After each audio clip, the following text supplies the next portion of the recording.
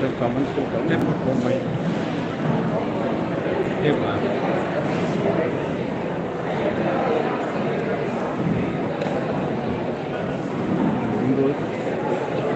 Principal Saab, shall we proceed with your permission? Can I request Madam Smita to come forward?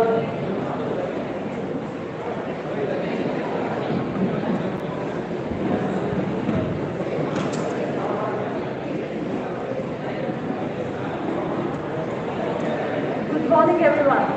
Good morning.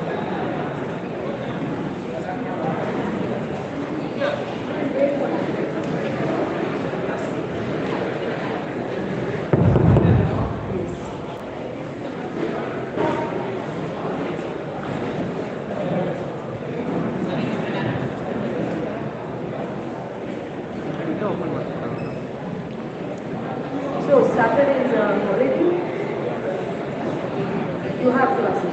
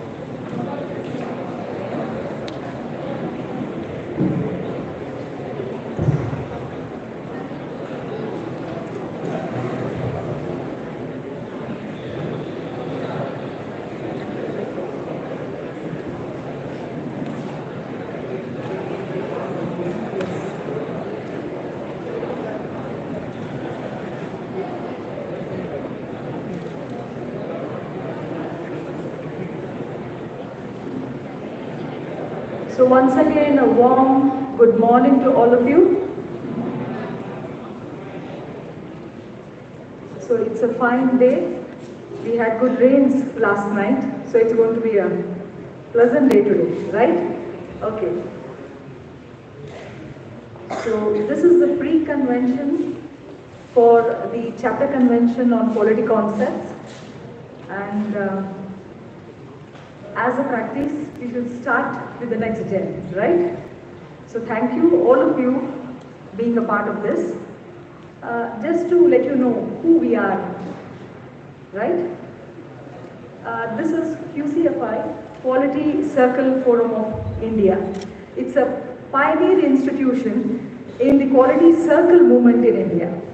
When we talk about quality, it means a lot. So when we ask what do you understand by quality, that is when the question mark arises, right? But we use the word quality day in, day out, left, right and center, isn't it? Okay. So today, the takeaway for you would be that what is this quality and why a movement called quality? Okay. So as I said, QCFI being a pioneer institution in the quality circle movement in India, it started the journey in 1982, April 1982. A non-profit registered under the AP Public Societies Act. It has 33 chapters around the country. Pan-India, we have 33 chapters, and we also represent India in terms of quality circle conventions internationally too. And Bangalore chapter happens to be one of the most vibrant chapters of QCFI. Very proudly, I would like to highlight this. With a mission to promote total quality management concepts and practices by developing the organization-wide quality principles and methods. That is, QCFI handholds organizations in understanding and bringing it into their daily work. This organization is creating a platform to showcase, share and spread the best practices of quality. QCFI Bangalore chapter with the motto, that is a QCFI motto of Abhyudayaya Sahabhagita, that is participation for progression. We would like to take everyone with us in this journey of quality with us towards the progress of the country. We warmly, proudly welcome you to this pre-convention.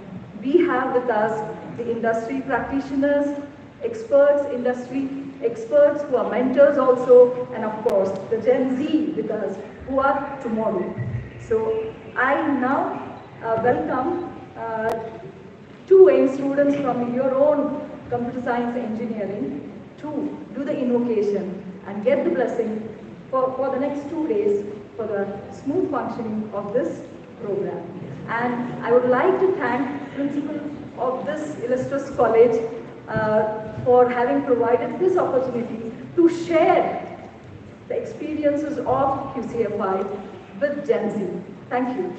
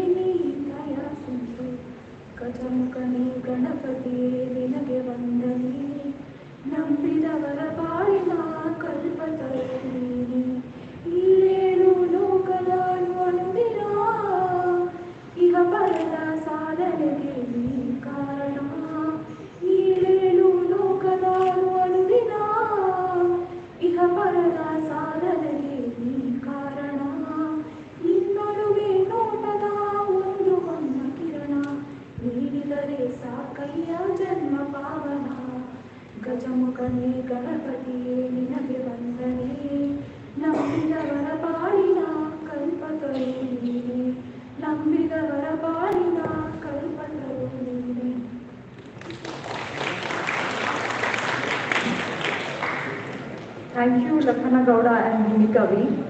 Now I take the opportunity to welcome the dignitaries for the day to the dais. We have amongst us one of the leading industry head, that is Sri Siddhartha Sir Deshpande, Mining Precision Components. Sir, please welcome.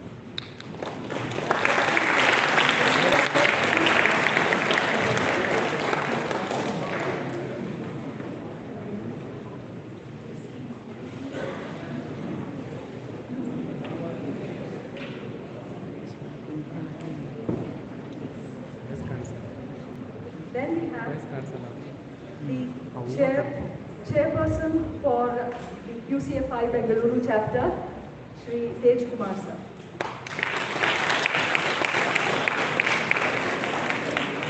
We have with us Vice Chairman QCFI Bangalore chapter, Sri Kulkarni.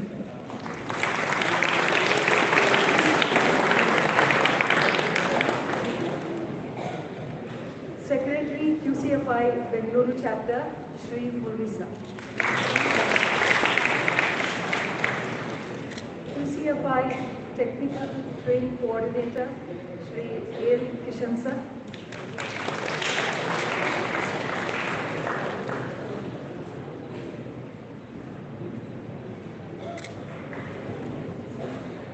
A rare opportunity to find dignitaries, industrialists, industrial practitioners.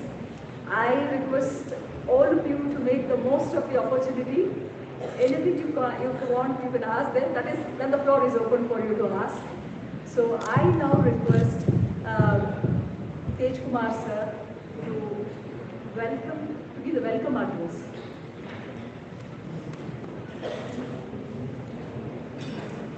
Hello, check, hello.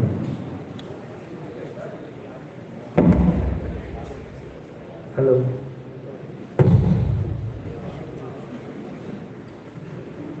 Good morning. Good morning, Shubhodaya, Namaskara, whatever applies to you. Okay. Good. Nice to see young and bright faces here. I was seeing outside, like how you entered, how you were made to enter, how you are made to sit. I know it's a tough time for everyone. Okay. But nevertheless, we have all passed through this phase. Okay, and at T-John College, I think this stage is not new for us for QCFI Bangalore. So I'm very happy to be back again after COVID.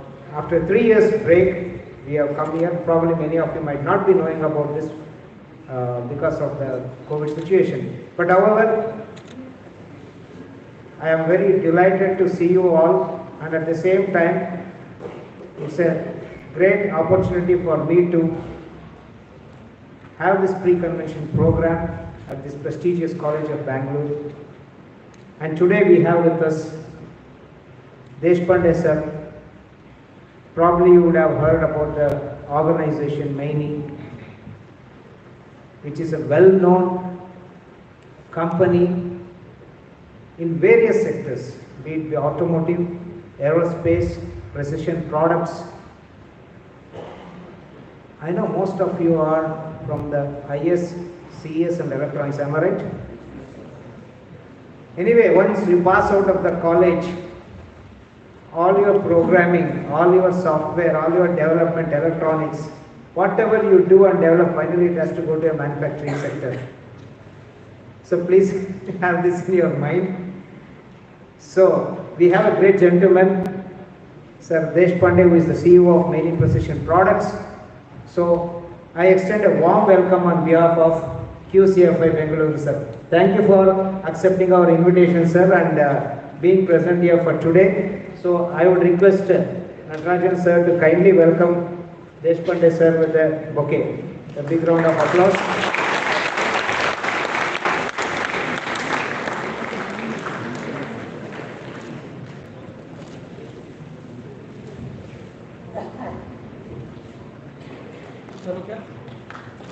Hello, sir.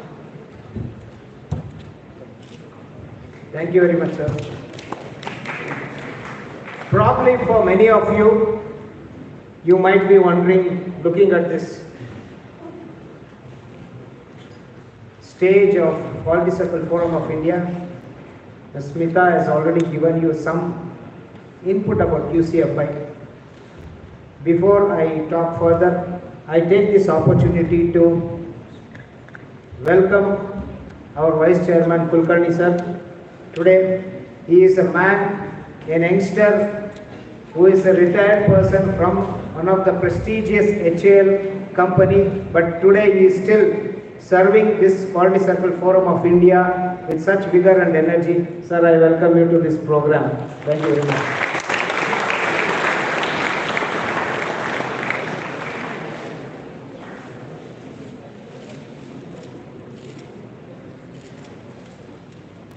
And this entire QCFI movement, the activities of QCFI is handled by the Secretary, Mr. Murali. So thank you very much, sir, for being present here. It's a great team I have got, an energetic team. So I request Prakash sir to kindly hand over the bouquet to Murali-san, who is our secretary, who is driving all the activities of the Bangalore chapter. And we have with us on stage Kishan. Mr. Kishan sir is a very well-known industrialist from Autoliv Industries. Probably many of you might not be knowing, but you are using the cars, the steering wheels, majority of the cars, what is being used is made by Autoliv Industries, and he was the quality director of the company. So today he is serving Quality Circle Forum of India. So thank you for being here with us, sir. and very honored to have you.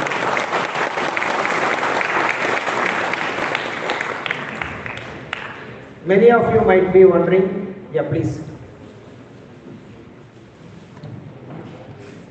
Today I have spoken about the secretary, vice chairman, what is this organization and what activities are they are doing. I'll just take a couple of minutes. Quality Circle Forum of India, as said earlier, it's a non-profit organization which is present in more than 34 chapter areas of India, headquartered in Hyderabad.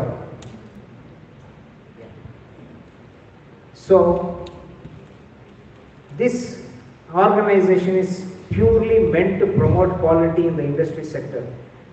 And the motive was not only industry sector, but today it stands leading all the quality movement in the banking sector, hospital, service industries like airport. Bangalore International Airport, one of the program our Bangalore chapter has did is 5S, means maintaining cleanliness in their shopping areas. That was a hand-holding activity our QCFI did, how to maintain cleanliness in airport. You can imagine now if you have traveled to Bangalore airport, you can connect where QCFI is there. So likewise, Bangalore chapter is made a mark in Pan-India, and we are doing this convention for several years, and I am proud to say T. John College has been one of our associates, partners who have been holding our hands together to do this type of conventions.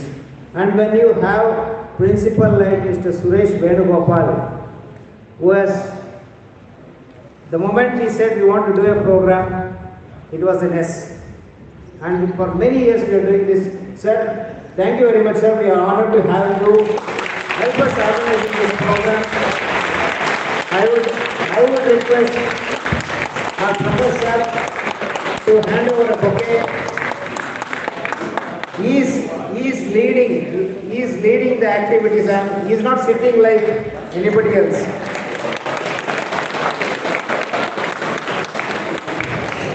That is what the drive is, and that will help us a lot.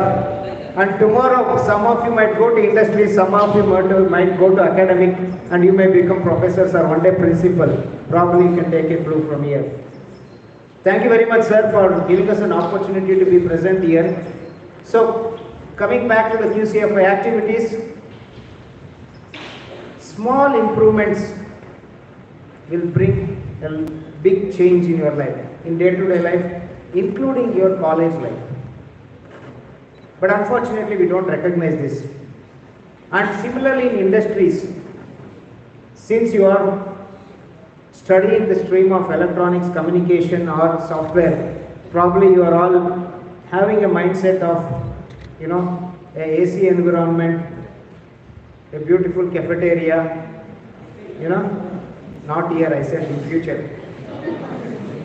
Okay, see, all you would have seen the Google, HP, your friends or your cousins or relatives might be working there in Infosys, etc. All said and done, that's one side of the industry.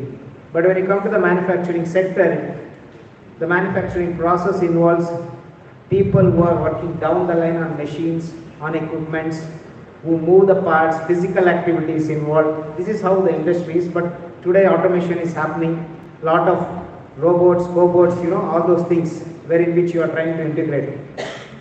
So these set of people who have a very minimal education are working on the shop floor. For them, how to develop quality, how to bring their improvement in their activities. So these sort of activities is what QCFI tries to do with the manufacturing sector and also the service sector, as I said, whether it is Bangalore Airport or Narayana Netralaya or Vishweshwaraya Cooperative Bank. Improvements have come because of thinking of quality. You might be wondering how. Even if you are waiting in a queue in a bank for 20 minutes for some reason, today you might not go much to the bank, but some reason you have to go to the bank. If your waiting time is reduced to 10 minutes, that's a big change. So that is what quality is all about. I am associated with a Japanese company. I work for the Toyota Group company as a vice president. And we value every moment and every second. And many of the colleges I am associated with, Christ University, one example where they did an improvement activity. MBA students, they did an improvement activity where we joined hands with them and helped them how to reduce the wastage of time in the class from 10 minutes to 2 minutes. For what reason? Searching of testers and board markers. It looks very simple. This was a case study taken up by MBA students, and they finally made a fantastic exercise. And second example probably you will all face is, how do you avoid crowding at your canteen? Isn't it crowded? So a case study was done there by the students again, and they did a pattern of the items prepared there, which day, what item and why late, and how to synchronize the timings of students going to cafeteria. See, quality can come in every area. So that is what is quality. It's not about when you go and buy a mobile phone, you just look at quality. Quality of service, quality of product, quality of thoughts. And today Quality Circle Forum of India is all about developing and bringing the quality of thoughts in the minds of the people. And you are fortunate enough, because at this very young age, you today might hear something on quality, but after some years you will definitely realize, yes, how much it is important. So today's program, we have experts here sharing about how improvements can be done, which shall be showcased by Kishan sir. There is a Japanese word called Kaizen. Anybody knows about this word? Kaizen. No, it's okay. No problem. So that's nothing but continuous improvement, which the Japanese are known for. So he is going to talk about that aspect, followed by our chief guest today, Sir Deshpande sir, who is the CEO of many products. He is going to talk about what you can expect from the industries, not what industries expect from you. Doesn't it look better? You have heard about what industries want. I want this 9C GPA score student. I want an attitude person. I want A, B, C, D, all listed. Criteria fixed for campus interview, right? So today let us hear from the expert in the industry, like what you can expect for also. So please be interactive today. It's about the thoughts and not about the stream of subject you are studying. So please enjoy today learning from the expert talks. And tomorrow is the big day. Tomorrow, if you happen to come here, some of you might be here as volunteers, I will guarantee you it will be like a big festival. Roughly about 1,500 to 2,000 people are going to assemble in your campus. From all over India, mainly from Karnataka, Vasur belt, and all of your classrooms where you used to shout, scream, or I do not know what all you do in the classrooms, it will be silent to listen to the improvements, case studies they are going to be present, and they are going to showcase to the judges what they are going to do, and they are going to be rewarded with the prizes at the end of the day. 370 plus team, am I right, sir? 360 teams, each team comprising of about 5 to 3 people. Imagine, multiply mathematics, 1,500 participants are there. About 80 juries and judges will be there, volunteers, etc., etc. So you can expect about 1,700 people here. It's like a festival. And in the evening at 4:30, if you happen to be here, you can see the fun, the joy, the excitement, the shouting of getting prizes. It's in Kannada ಹೇಳ್ತಾರೆ Habba. Tomorrow is a Habba.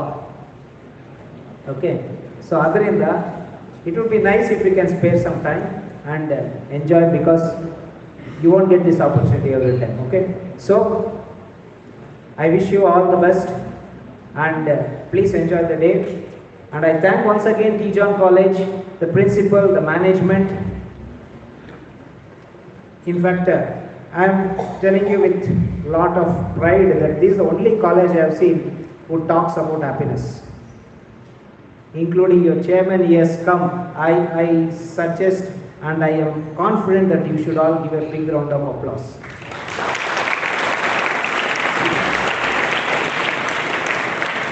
I have invited your chairman to my campus where my managers, all those people were trained about mind management and happiness. And in my company today we have happiness badges, we have happiness boards, we have happiness, and very recently we started a theme of healthy life for happiness, everything connected to happiness in our organization. So thanks to T. John College because they have ignited the thought of happiness right from this stage. I know you will all be grumbling for many reasons. Life is all about grumbling, but don't grumble a lot. If you learn how to enjoy happiness, you will be happy. So thank you very much for listening patience. I'm very happy to see such energetic crowd being so patient, silent. So I leave the dais next to the key speakers of the day. Thank you again. Have a good day and enjoy. Thank you. Thank you, sir. You all heard, sir, that is Tej Kumar San. You were addressing everybody as San, right? Did you get it? What is that? He works for a Japanese company. So that's how the Japanese address everybody. And I always take it as a gender equality. Everybody is a San there. You don't get to know who is it. Only the way they bend, how much they bend gives us an idea how senior the person is, right? Thank you, Tej Kumar San, sir. Yes, he, see, I belong to a generation, yes, maybe your parents' generation. I belong to your parents' generation. But an inspiration which has been, an inspiration in the fields has always been Mahatma Gandhi, okay? And when my father used to talk about him or read his books with so much of keen interest and follow the principles, it was a question mark because I had never seen this gentleman, right? And for you, he is even more further away. But you don't have to go too far away. There are qualities you can see of him here, your own principle. He has not sat down here, right? That's the value for him. Thank you, sir. And I now move on. Sir has already introduced the concept of Kaizen, and the sir has followed Kaizen, that is continuous improvement. We can see it in his organization. Sir, thank you. Thank you, sir. Deshmukh, sir, who happens to be our Vice Joint Secretary, QCFI, honoring, welcoming Chairman. Thank you, sir. So we move on to the next session. That is, you're going to listen to some mentors talking to you, industry experts talking to you, right? And I would like to just introduce that topic to you before we go to that. He talked about Kaizen, that is continuous improvement. The only example and the most impactful example I always feel is the example of Nokia. How many of you know Nokia, have used Nokia? Oh, okay. So you like it? Many hands are it. Oh, fine. But how many of you love Apple? And how many of you use Samsung? All, including myself. That is Kaizen for you. If us as individuals, business and entities, be it anybody, you do not bring in a concept of continually improving as per the times, we end up as Nokia, right? So I now throw open the floor to Kishan sir, and he will be able to, drive this to you, and you can include it in your fresher's resume that you know Kaizen at the end of this session. That's a promise.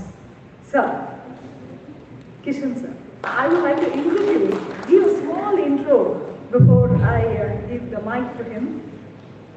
Kishan sir, senior engineering professional with more than 36 years of industrial experience in tool room, component manufacturing, electronic hardware, automotive, passenger safety systems, that is, he was with Autoliv. That the sir has already mentioned that he is one of them. Means when you use a steering wheel or the safety features in a car, you can remember, sir. You can even connect it. I know somebody who has worked on it.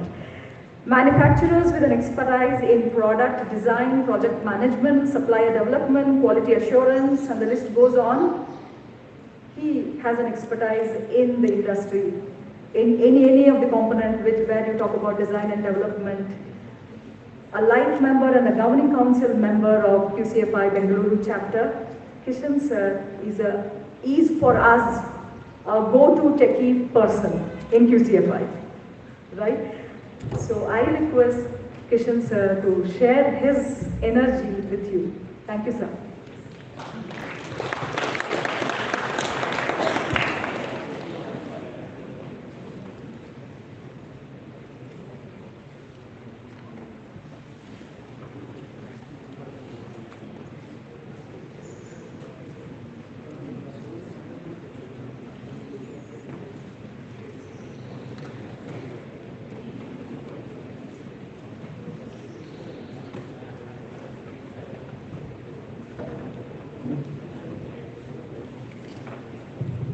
Hello, check hello.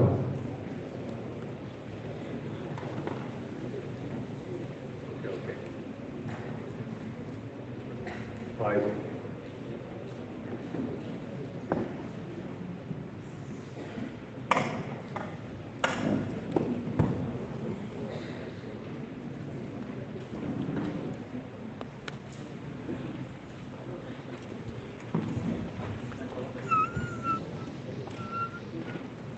So,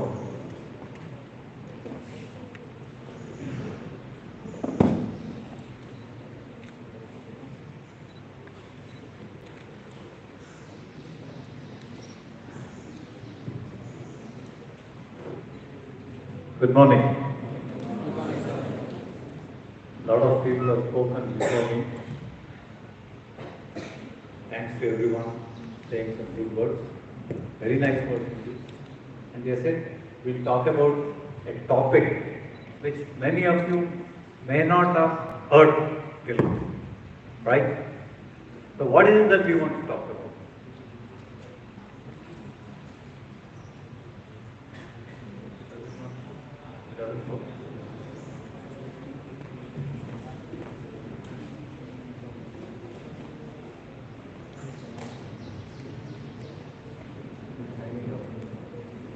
Okay. I am going to speak a few important points about a concept called as Kaizen. How many of you have heard this sound? Not the word, sound, Kaizen. One or two people from the back, probably your staff. Right? See, this is a word, a Japanese word, which has become a kind of fancy nowadays. Everybody, schools, colleges, industry, everyone speaks about this.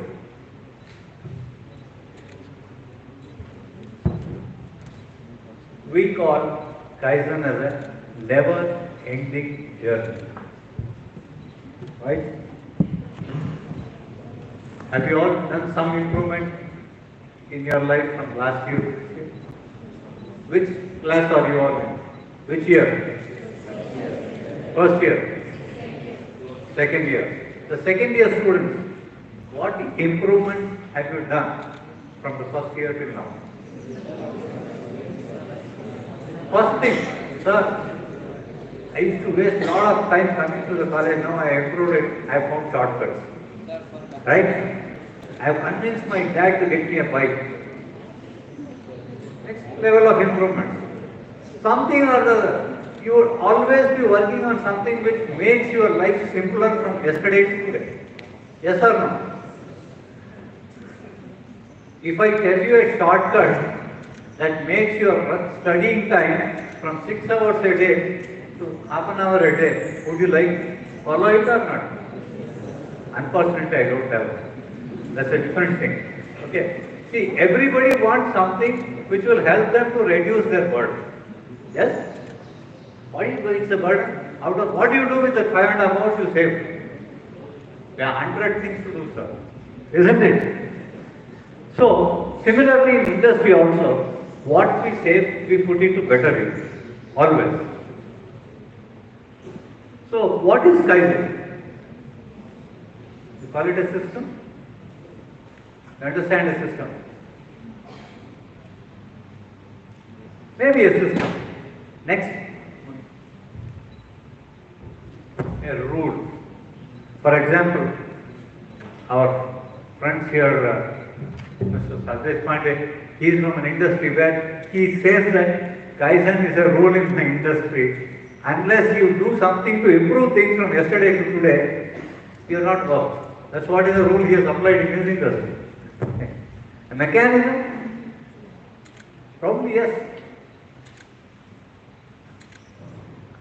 More importantly, Japanese will call it as a culture in their industry. Improvement is a culture in their industry. They have to improve from this moment to the next moment. Otherwise, their life is not going on. Next.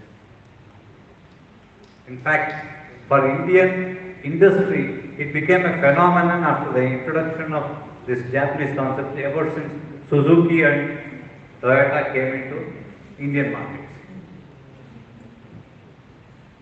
Strictly speaking, it's absolutely a process. Okay? It's a process like any other thing in manufacturing or in any other aspect where we follow a set of rules to produce something. Whatever we are doing now, how we do it better tomorrow, that's what is the process that we apply. Okay? So this word has got two Japanese words called as Kai and Zen. What is this? One is change, the other one is better or good. Anything that you do to change the situation from what it is to something better is known as a Kaizen. So there is how to identify that you have done a Kaizen. Have you changed the situation? Have you made it better? If you have done better, yes, the Kaizen applies. Right? It is usually small improvements by an individual or a team. Okay? Many times the Kaizens are performed by individuals. I am not sure many of you have seen this, but there are a group of houses in Hosur. They practice Kaizen in their house. Where? In kitchens, washrooms, bathrooms, bedrooms, they do Kaizens. Fantastic Kaizens. Okay? It involves everyone in the organization, right from the top to the bottom. I can show you. Techan is a VP in the industry. If he doesn't do Kaizens, a specific number of Kaizens in a year, his post is under threat. Please be very, very sure. And what is Kaizen? It's not something high-tech. Don't expect a computer program to create a Kaizen. It never happens. Right? It is a common sense approach. I can show you some of the examples why the common sense approach we talked about. Yes. And it utilizes the creativity within you. See, you start thinking newly, thinking in the right direction and creatively. Many a times people may say that this fellow is talking through the hat, but it results in something better. It's called as a Kaizen. Okay? One important thing that the Japanese brought into this thing is this improvement culture has been there in Indian industry or Indian society for ages. But we have had one bad habit. What is the bad habit we have? We never document any of these things. Right? Our ancient rishis and others, they passed on the knowledge through word of mouth. People were studious enough, religious enough, they were trying to learn from that and pass it on to the next generation. As the generations grew, what happened? That old man says something, what the hell we should be wasting our time on? Forget about it. So when that man forgets, he doesn't go to the next generation. We lost valuable inputs. So instead of the Japanese, what they have done, they have started focusing on documentation. So Kaizen is necessitated to eliminate basically wastage. Where do you find wastage? Can somebody be loud enough? Doesn't matter, man. Please. Where do you find wastage? Pardon? There's no point in murmuring. Let everybody hear it. That is not the only wastage. Okay? See how much time you waste, how much effort you waste, how much resource you waste. Okay? At every point, if you minimize that wastage, that results in an improvement. That improvement is called as a Kaizen. Many a time, we do some exercises where we create an imbalance in different stations. For example, specifically with respect to a production line, for example. Different stations imbalance. And we have, sometimes what happens, we always try to push ourselves to the limit. Right? Take extraordinary stress. Best example is what? Weightlifting. What is the weight in maximum lift? Equal to your weight? Double your weight? 3 times your weight? What is the weight you can lift? Have you ever tried? Maybe 10%, 15%. That's also possible. But this exercise of Kaizen is to eliminate these 3 kind of pain points. We call it as Uda, Muri and Mura. Okay? Every time there is an imbalance or an overload, it results in a wastage of either effort or time.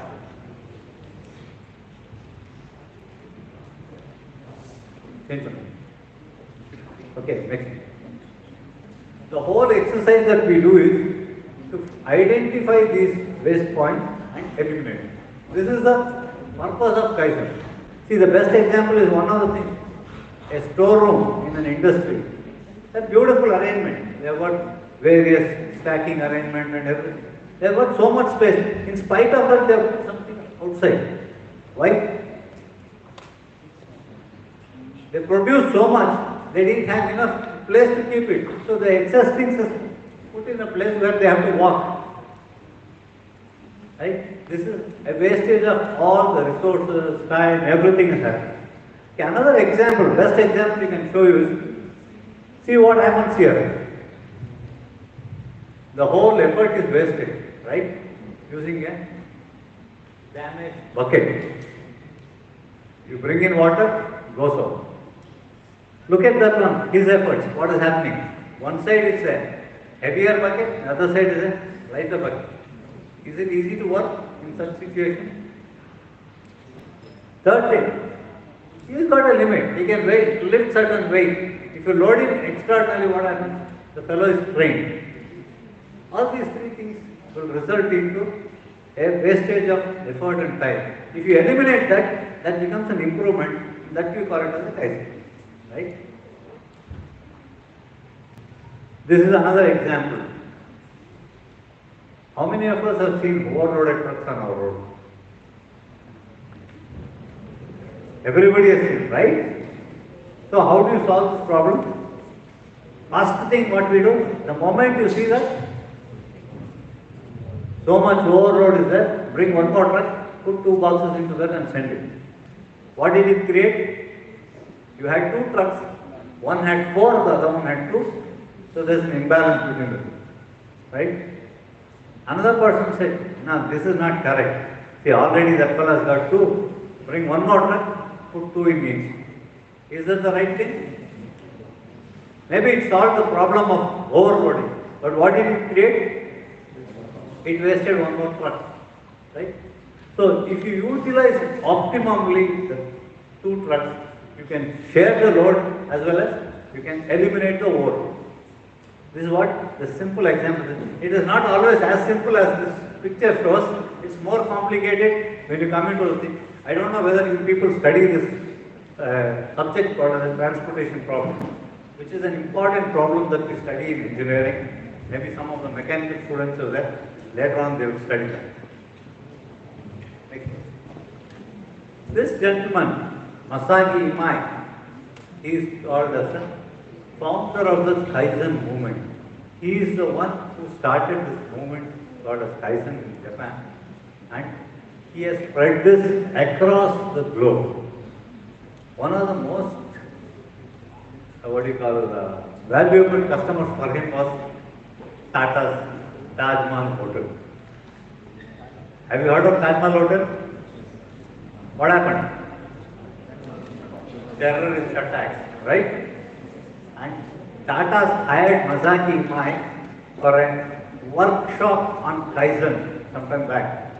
He was brought to this thing and he said, we want to improve the revenue from our hotels. We want to make best use of the hotels and gain more revenue. That is why he came. And first thing they said is, they have arranged a beautiful lecture hall with all the LEDs, this thing, that thing and all. He said, introduction is over, can we start the workshop, sir? What did he say that time? Yeah, we will start the workshop, but not here. So we want to start the workshop from the place where you start working. So he took them to, he said, which is the most important room of yours? Where is it? They said, I have got a room, which is a sea-facing room, beautiful room on the first ground floor or first floor. I said, okay, let's go and see what can be done to improve it. They found that that room was being used as a laundry room. Right? The most scenic room that is there, where you have got a beautiful sea view, and they were using it as a laundry room. They said, what should we do this? We should convert this into a room which can be rented out for an important guest. So it can give you better revenue out of it. Right? Said, okay, all the managers said, we'll write down this, we'll recommend this to the manager. He said, nothing doing. What is to be done? First remove all the laundry items from here. I will join my hands, come on, lift your table. This is what Masagi Imai did. First thing is, Kaizen is done on the spot, and it is not done by writing down in your book and taking it over the next day or next month. This is what is a workshop he created. As a result, his important improvements came instantaneously and gave you the results instantaneously. Next one. So let us just look at this. One simple thing. All of us have seen this tawa that makes roti. Old ones.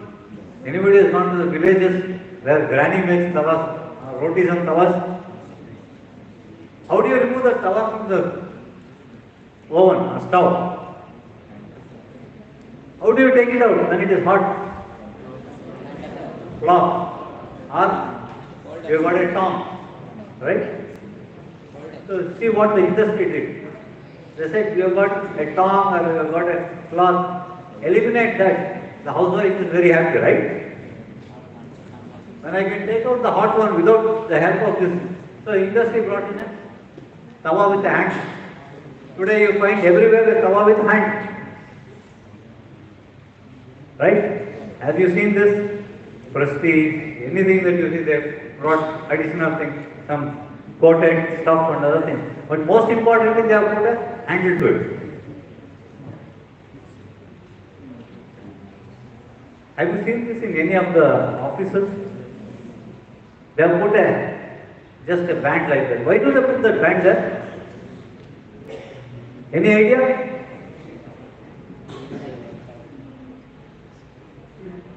Pardon? Now why is this band put here? Pardon? Very simple technology there. To make sure that those pipes are in the same order.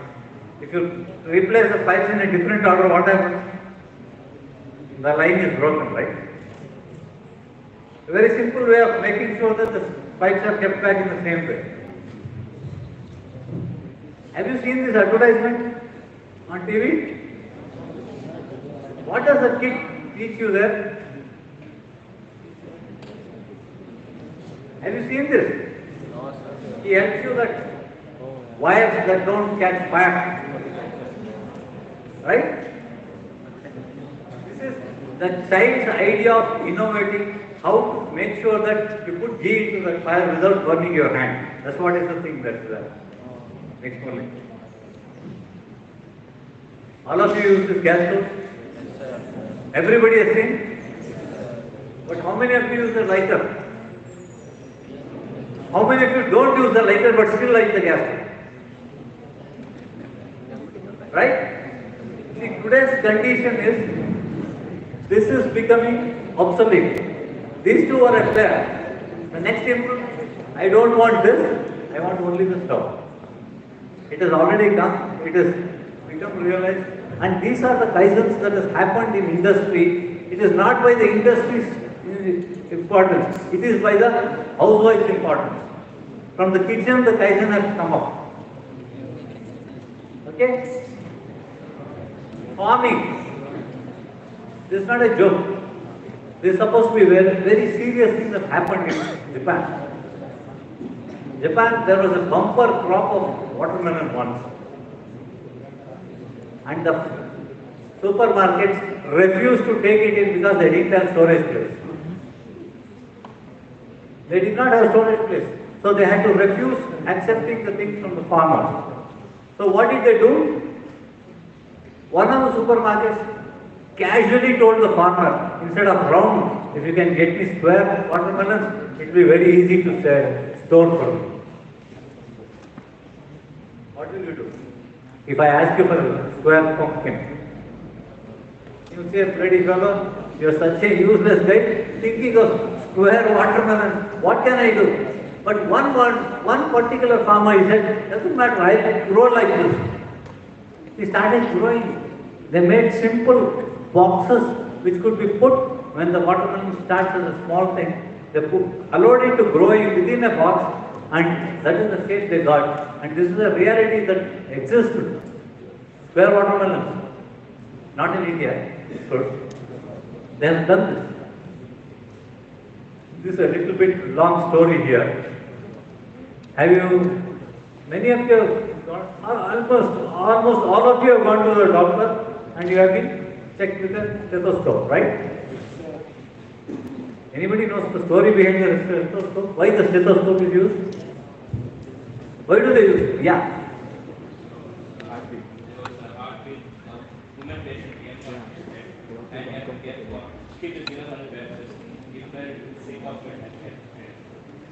Yeah, you are more or less right? Very good. See, basically what happened is, those days, there was no concept of stethoscope. If the doctor had to hear your heartbeat, he had to put his head to the chest and listen to it. And not very accurate also. In such a time, what happened is, he found two children playing with a tube. One fellow speaking from the one end and hearing from the other end. And this gentleman, what happened is, when he went and found out these kids what they were doing, he just put the tube to his ear and heard that the voice is coming out much clearer than what he is able to speak directly here. So he said there must be some amplification is taking place. Why not use this principle and create a new equipment? And he created this thing called as a stethoscope. And it was a fantastic success to start with. The initial stethoscope was a crude one which they were using, and today it has become such a wonderful device. It captures the small noise and amplifies it. That's it.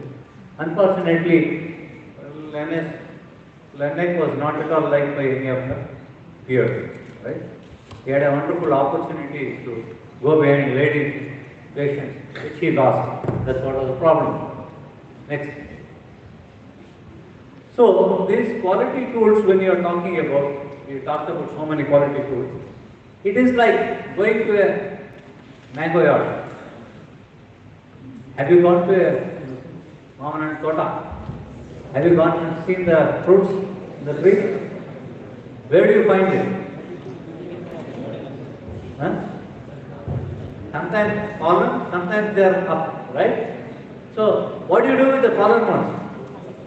Immediately pick it and run, right? That's what we call it as Kaizen, which is readily available. Utilize it. You got brilliant ideas lying there. Utilize it. Get the best out of it. And what is there in the tree, what will you do? You throw stones, you use some means which is simpler, right? Those simple things we call it as simple tools called as quality circles, what we use, which you will come to know probably later in your life. Okay? There are something more complicated. All of you must have heard. How many of you have heard of Six Sigma? Six Sigma. At least heard, not practiced. Right? So these are the kind of advanced tools that is required, where you have got specifically designed things to pluck fruits which are not seen directly with eyes. Right? If you go into a mango grove, you will know what is the problem with it. At least for that purpose, you must visit a mango grove. Next one. Next.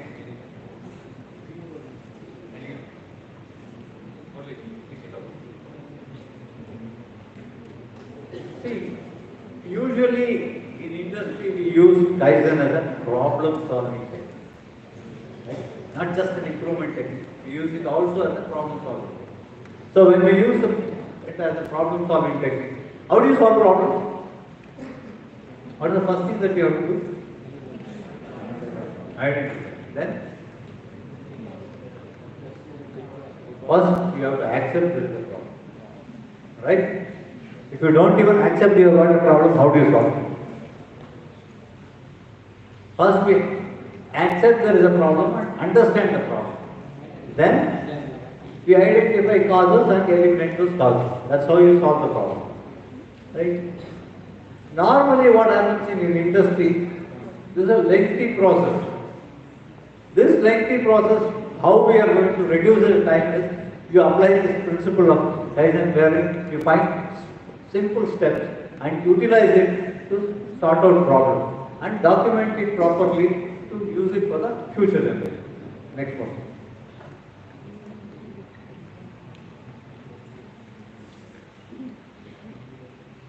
So what happens?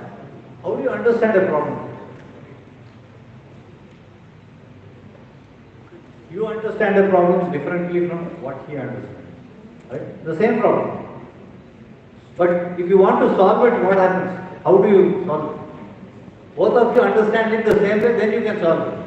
Correct? Otherwise you create a third problem. Both of you clash and one more problem comes. So to eliminate this, what we do is we ask a set of standard questions. We call it as 4W1H or 5W1H. Right? What, where, when, who, all these questions we ask and we find appropriate answers and we resolve the problem. Right?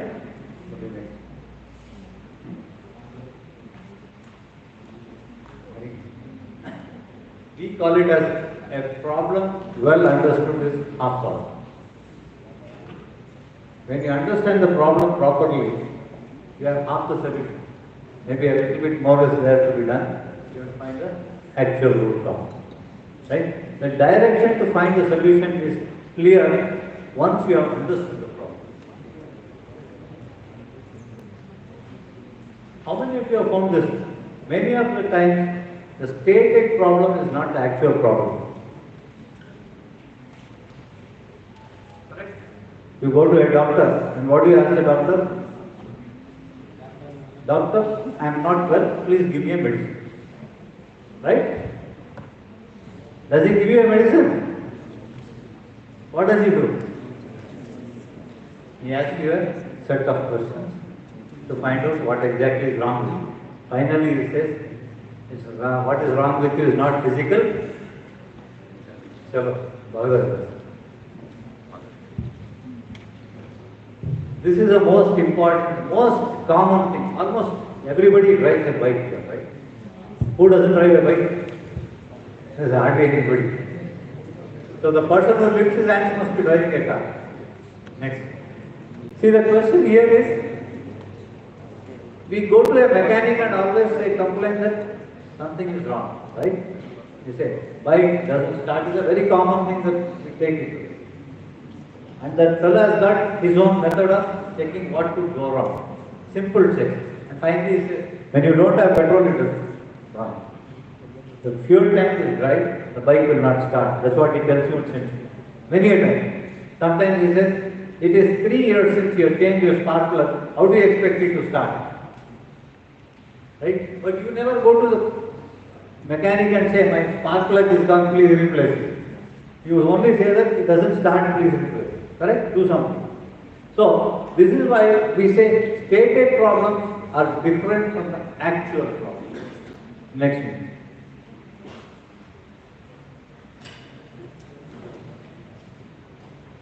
Normally what happens is, in industries, when the people come from the top floor and tell their bosses something is wrong in the process, it is pretty difficult to understand what exactly is wrong.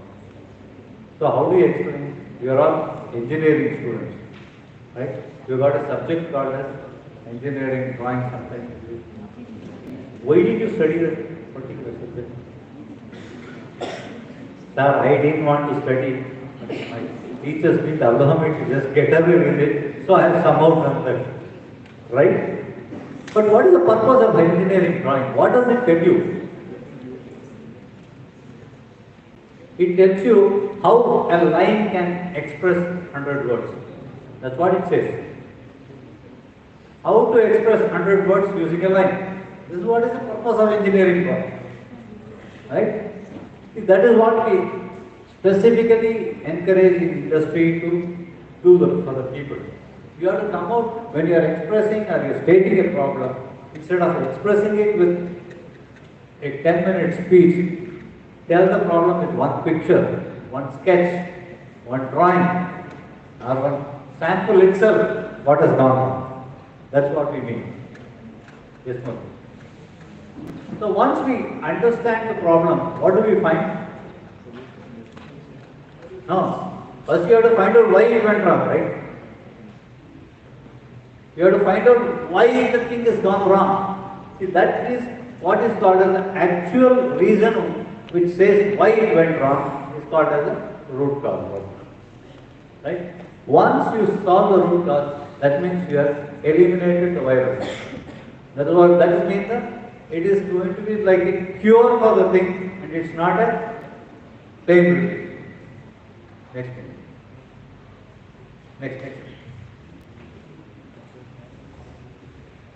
Ready?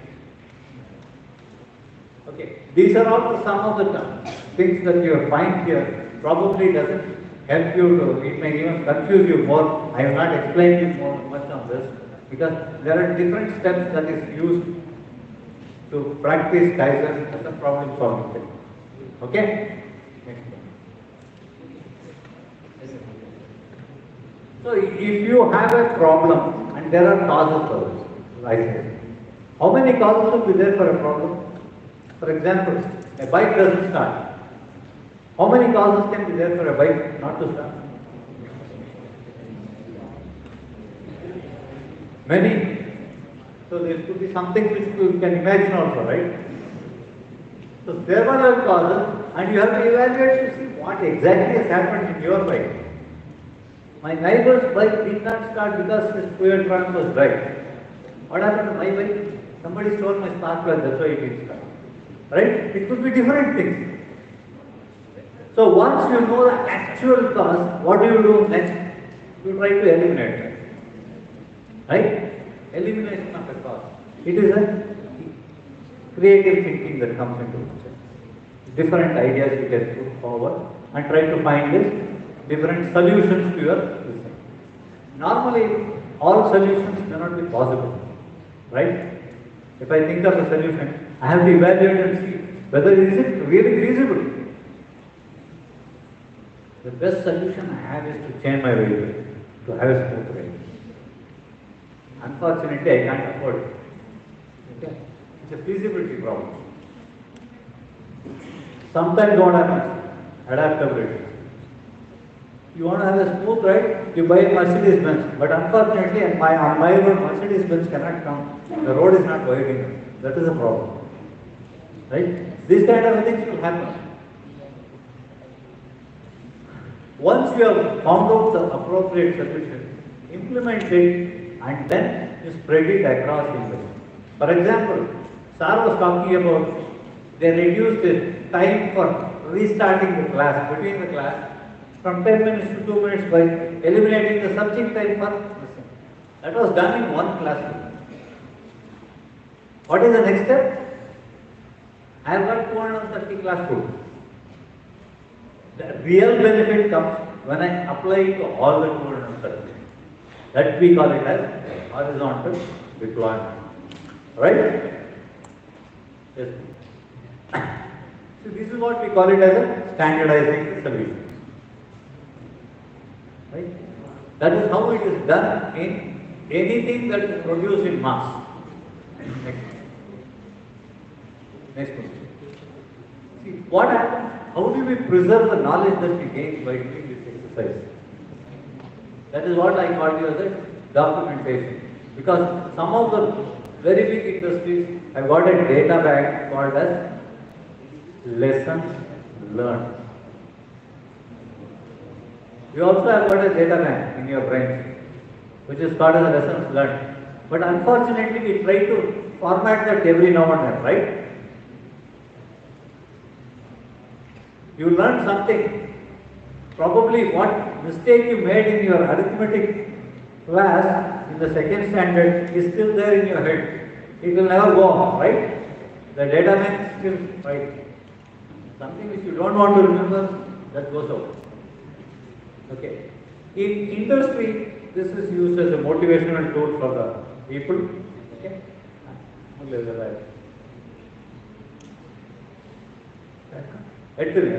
Take. Go ahead.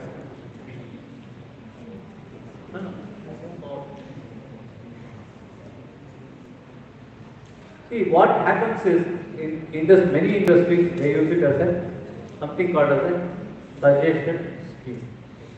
Each employee is expected to come out and give a suggestion for improvement. At least one suggestion in a month.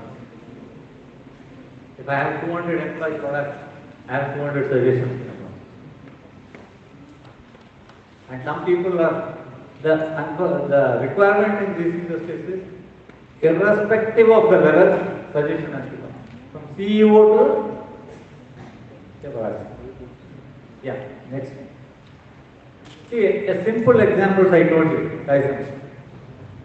See, in one of the conferences, you had this name badge, right? What is the first thing that happens with your name badge?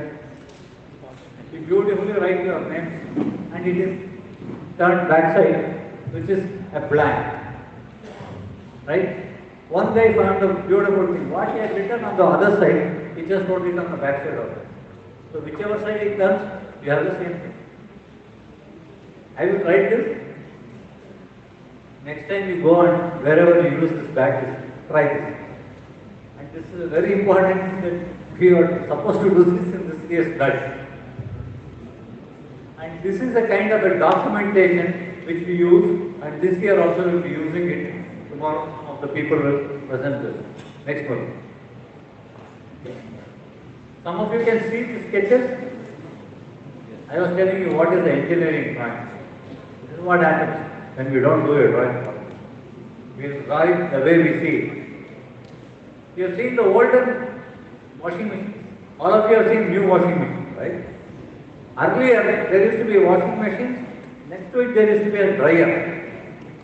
Because washing machine only wash and you have to take the cloth and put it in a dryer and run it to dry it. Okay? If you look at this, what happened here? There is a washing machine here. The door opens this side and the dryer, the door opens this side. What happens? Every time you take the cloth and put it here, there is a door coming in between. One employee says, "Sir, why are you keeping like this? Take this door and put it on that side." What happens?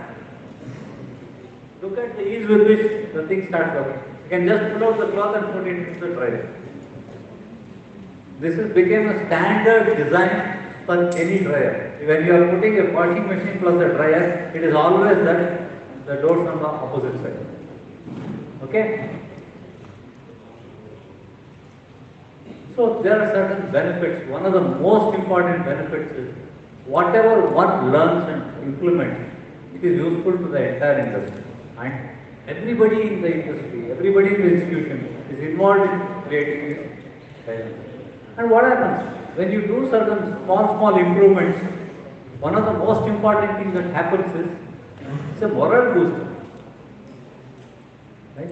Such a struggling, such a pain that was there for all these days. All of a sudden I used a simple idea and I solved it. Such a moral booster will always be there in this. Provides quick answers. Kaizen does not wait for a long period of time. Instantaneous solutions will come. Improvements have to be felt. When you say that you have done Kaizen, the improvements have to be felt and seen. Don't tell me the imaginary stuff that has happened. Even if you are doing it in your programming, I am telling you, computer science, computer programmers, when they do some Kaizen in their programming, it will be immediately seen, the effect of it will be seen. Some of the programs when you go about doing it, then you will know, when you run the thing in SAP and things like that, when you come to it, you will know what is the mistake proofing that you created. Next. Many times it leads to breakthrough improvements. As I was telling you, some of the things, it helps in redesigning your products completely. That's what it can help. Next one.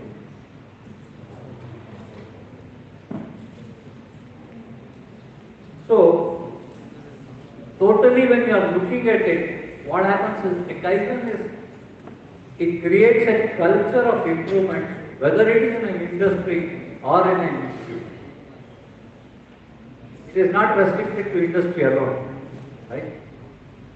So, my request for the institution is, introduce this culture called as an improvement culture within the institution, so that people come out with day-to-day improvement within their lifestyle, which can be useful to you to run the institution.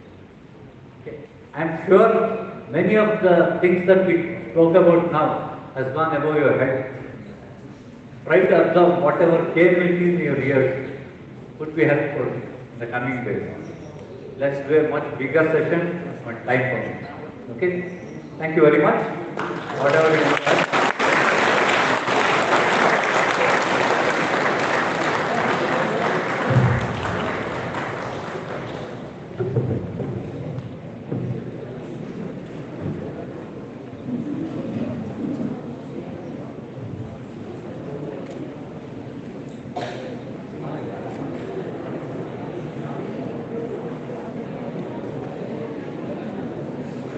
So, you got a glimpse to the industry, right? That's continuous improvement. Without improvement, there would be no business. Because business means competition, and if you have to beat competition, you have to be a step ahead, right? So what Sir taught you was, he just took you inside. Just a step inside. He'll open the door to you, you have to walk inside, right? So, thank you, Kishan sir. And now we move on to our chief guest, Shri Siddharth Sir Deshpande. Sir, once again a warm welcome to you. And thank you for being part of this prestigious pre-convention, CCQC 2022. Talking about Sir, introducing Sir, he is a Chief Operating Officer, Mining Precision Products Auto Components Division, with 26 years of experience in diverse industries in automotive parts, hydraulics, steel, wire and cables, heavy fabrication for construction equipment. Mechanical engineer from NIT Kanpur and PG certificate in executive education program from IIM Kozhikode, has been instrumental in achieving operational excellence new product development and introduction of new systems at Mighty Precision Product. So this is what he has done in terms of continuous improvement. So he is a life member of QCFI, Hyderabad chapter, and we now request Sir to share his industrial insights, which is a must for the students. Thank you, sir.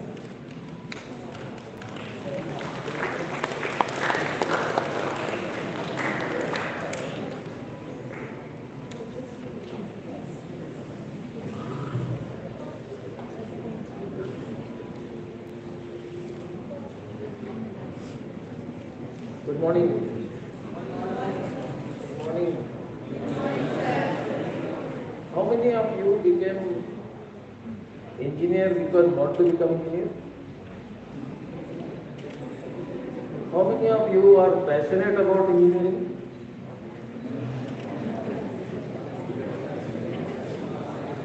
Passionate is not that my father told, my mother told to become engineer and I am coming to engineering college. How many are there in the blood? Only few.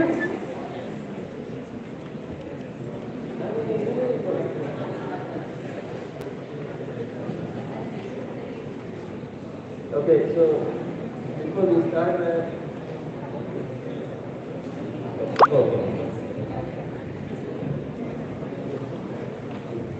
am I audible now? Or maybe I can use this.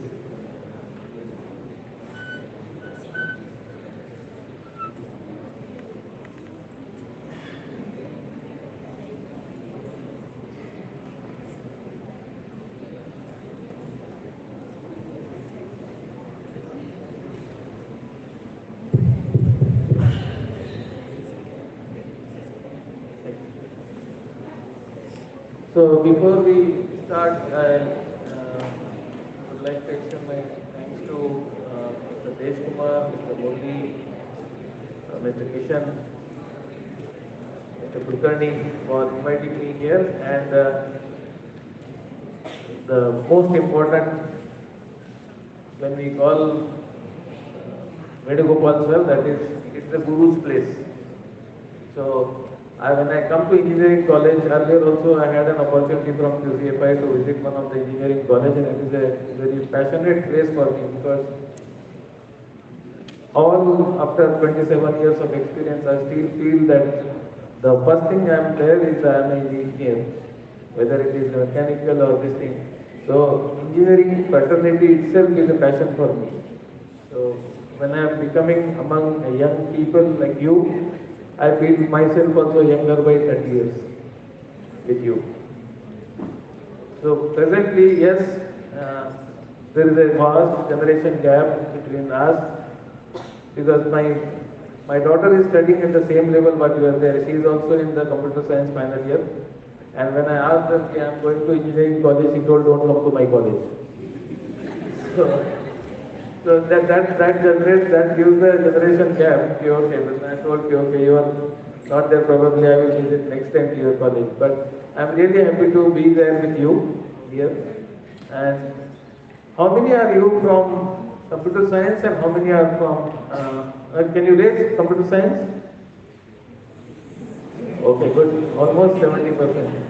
Yes. How many are from the ECS?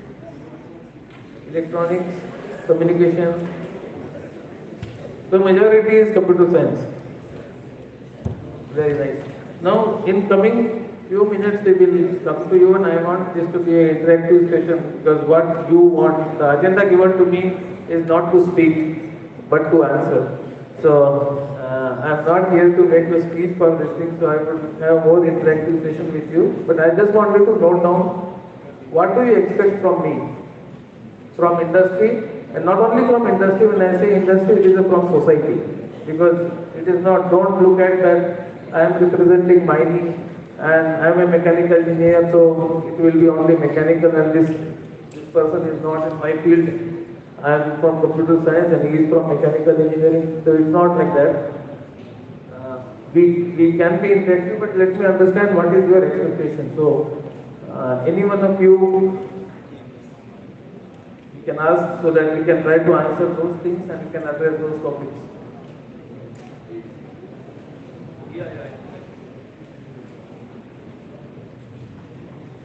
So anybody want to ask? Right? Nobody? Nobody want to ask question? Nobody want to ask question?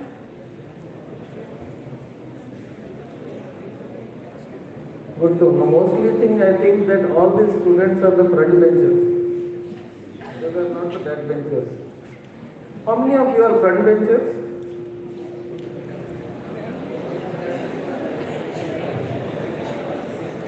Because back benchers will not hesitate in asking the question. Front benchers are there to answer the question, back benchers are there to ask the questions.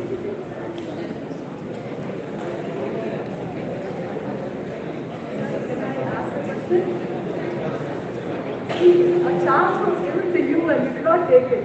But I have a question. Yeah. You belong to the manufacturing sector and we have a majority of computer science engineers out here. So, shall I ask a question? What is it I have? Means what you can give me, manufacturing sector. That is the question on your behalf. Is that okay? Because what we see in Bangalore is towards whitefield, isn't it? And it is very disheartening for us from the manufacturing sector. Yes.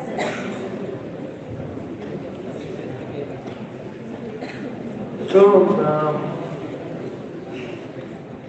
before coming to your answer, I will have one question for you. That is a question against the question. Okay. How many you heard the story of Sagar Manthan? Very old story. Maybe your grandparents must have told you. When Dev and Rakshas, they put together, they have done the Sagar Manthan, they have done the... Any one of you heard about this thing? No? So that story is becoming like this, and there was a curse given by one Rishi to all Devs, particularly the king Indra, that all your money will go, all Lakshmi will be vanished and they become very poor. So then they went to Lord Vishnu that what to do now. We don't have any money. So then Vishnu told me, okay, go and do Sagar Manthan. Sagar means there is the ocean, and then you need to, like we skim the milk, like that you need to do the skimming of Sagar, and then we can get the end of this thing, you can get Amrit also, that is a divine drink, and all of you will be, nobody will be able to kill you. And in that process you will get money also, Lakshmi also. Right? So even the story behind this thing is when they started the Manthan, when they put one big we call it as a mountain, and then use one big snake, the Vasuli snake, as a rope to steer the sea. Anticipating, both the goal was very set. Goal for devils also and goal for Lord also, it was said that we need to get Amrit. And once you do the skimming of sea, then you will get the Amrit. Heard anything like this? No? Okay. So, when you are coming out of the industry, for you coming out of the college, for you society and industry is the sea. Now you need to do the skimming. And whatever you can get it, that is the opportunity. I cannot limit this opportunity by saying that you have this, you have this. And of course, I will come to very specific answer what Madam was asking. But I am saying this is an ocean. From the same engineering college, we have Dr. Vishweswaraya, who was the greatest civil engineer so far. We had, from same engineering college, we have APJ Abdul Kalam, who was the greatest scientist we had. So the ocean and the sky is the limit. So I am a very small person to define you that what industry can give you or what society can give you, but I can only tell you that whatever you can dream, you can get it. So it's upon us how we dream and how we get it. Now we also need to be there is very good similarity between that Sagar Manthan. When they skim the ocean for Amrut, the first thing they got is this. That means poison. So when they started the skimming, the first thing came is poison. And this is true. So when we want to go to industry or society for any job first, but presently we have very cozy atmosphere. You have a lot of protection from parents, you have a lot of protection from teachers, you have a lot of, so we don't have any such responsibilities as such. And when we come to industry or society for the first thing, we should be ready to drink that poison. If we are not mentally fit to do that thing, and we only look for Amrut, it is not possible. So that is the story behind that Sagar Manthan, that the first thing which has come as a fish, and the last thing which has come as Amrut. Now what is meant by Amrut? It is not, because Lakshmi came before Amrut. And we all, how many of you are working in computer science because the opening salaries are good? Nowadays, a lot of campus is there, that is why we go to computer science. Even our parents must have thought, must have discussed with many of the industry people, इसमें scope कितना है, campus किधर आएगा, नौकरी किसमें है, okay? And then we put them in the computer science. Correct? How many of you are from that background, and how many have got into computer science because we like computer science? So there are few people who like computer science and few people have been pushed into the computer science. Majority of them are pushed into the computer science. So, but this is the reality, there is nothing wrong in that, because we are too junior to take the decision at that moment of time. So, is it I am opening the floor? Can we have interaction? Or because I'm not a good teacher. I am for the last 25, 27 years.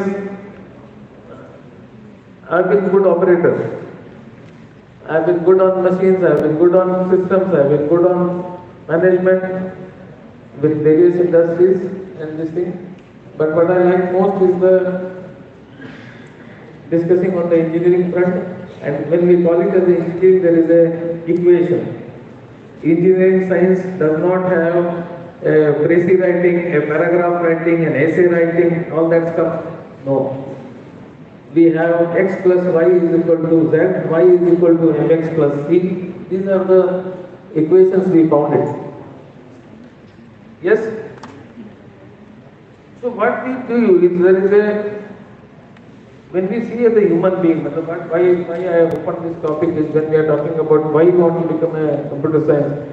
Naukri hai, starting is good, you will go to the first salary will be 5 lakhs, 10 lakhs, 30 lakhs, 40 lakhs, then somebody will say, no, in this college, they got 70 lakhs also, something like that, right or wrong? Okay? How many of you know what happened after 15 years? Starting we know. Is there anybody telling what happened to them after 10 years of service? Yes or no? We don't know. After 10 years of service, or once you get into that thing, it all becomes on us how we perform. And how we perform, what is my goal? It is not decided by money. Because in Sagar Manthan also my goal is Amrut, not Lakshmi. So while achieving the goal, and Amrut is excellence. When you become excellent in any field, whether it is a engineering field, non-engineering field, within engineering field, any faculty, when you become an excellent, you create your value, money will follow you. For an example, now suppose I want to buy one shirt. I go to Peter England's shop. I need 42, 44 size shirt. And that fellow is telling me, yes sir, this is 4,000 rupees. I will not pay. Because I know the Peter England range will be around 2,500 to 3,000 rupees. Then I go to Arrow, and that fellow says it is 5,000 rupees I pay. I buy the Arrow shirt at 5,000 rupees, but I will not be ready to buy Peter England shirt at 5,000 rupees. Why? It is same size, but we don't buy it.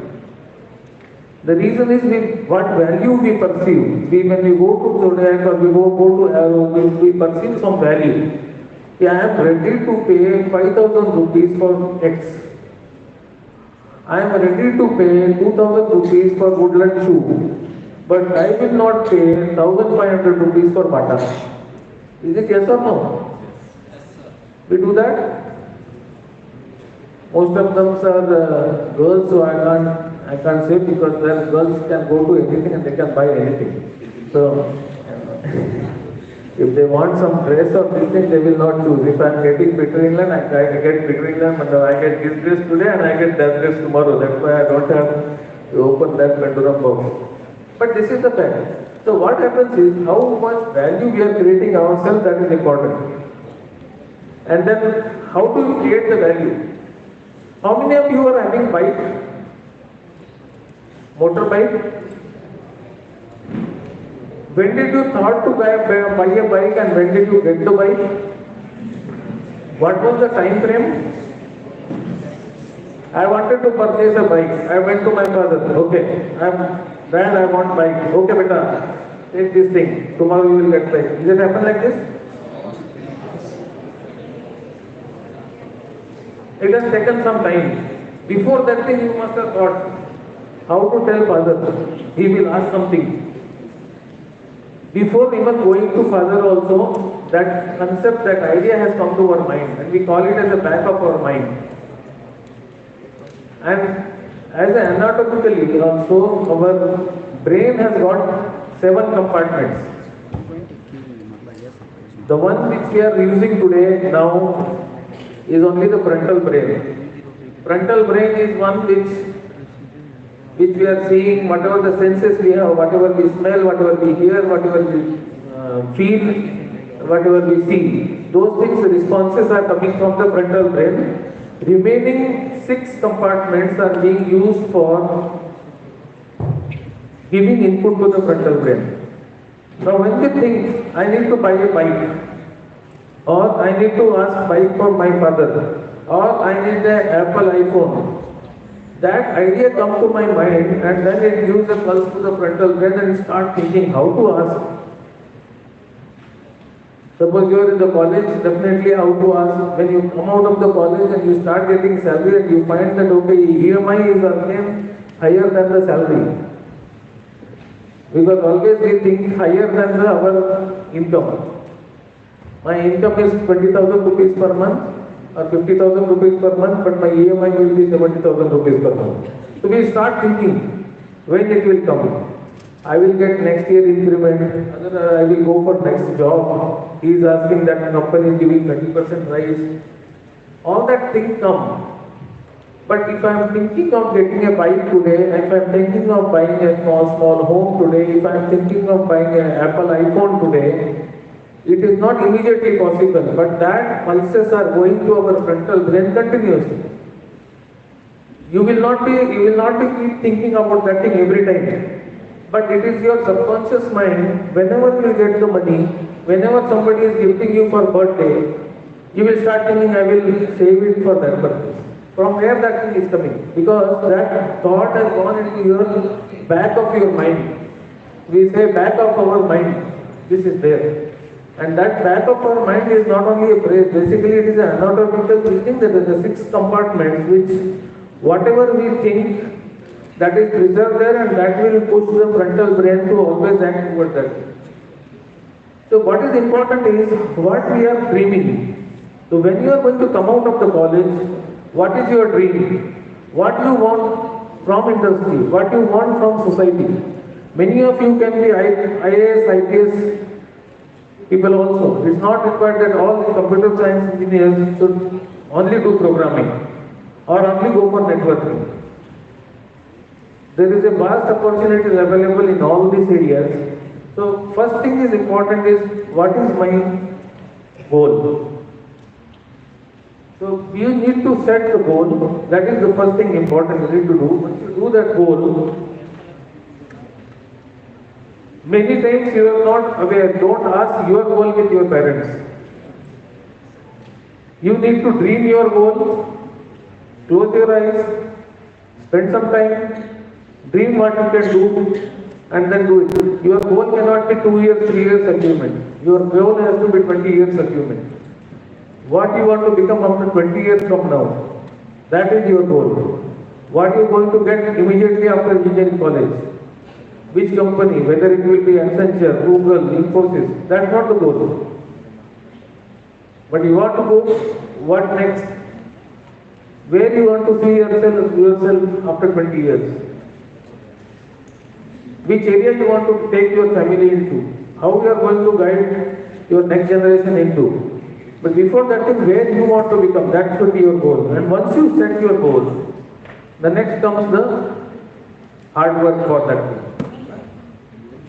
So those are the things which are very important. Now coming back to your expectation, I am here to, I will answer only madam's question on this. Don't consider me as a mechanical engineer, because all the industries today, we are talking about AI, we are talking about IoT, and IIoT today in India is a reality. It's on the tier 1 OEM companies, it's on the tier 2 companies, it's on the tier 3 companies.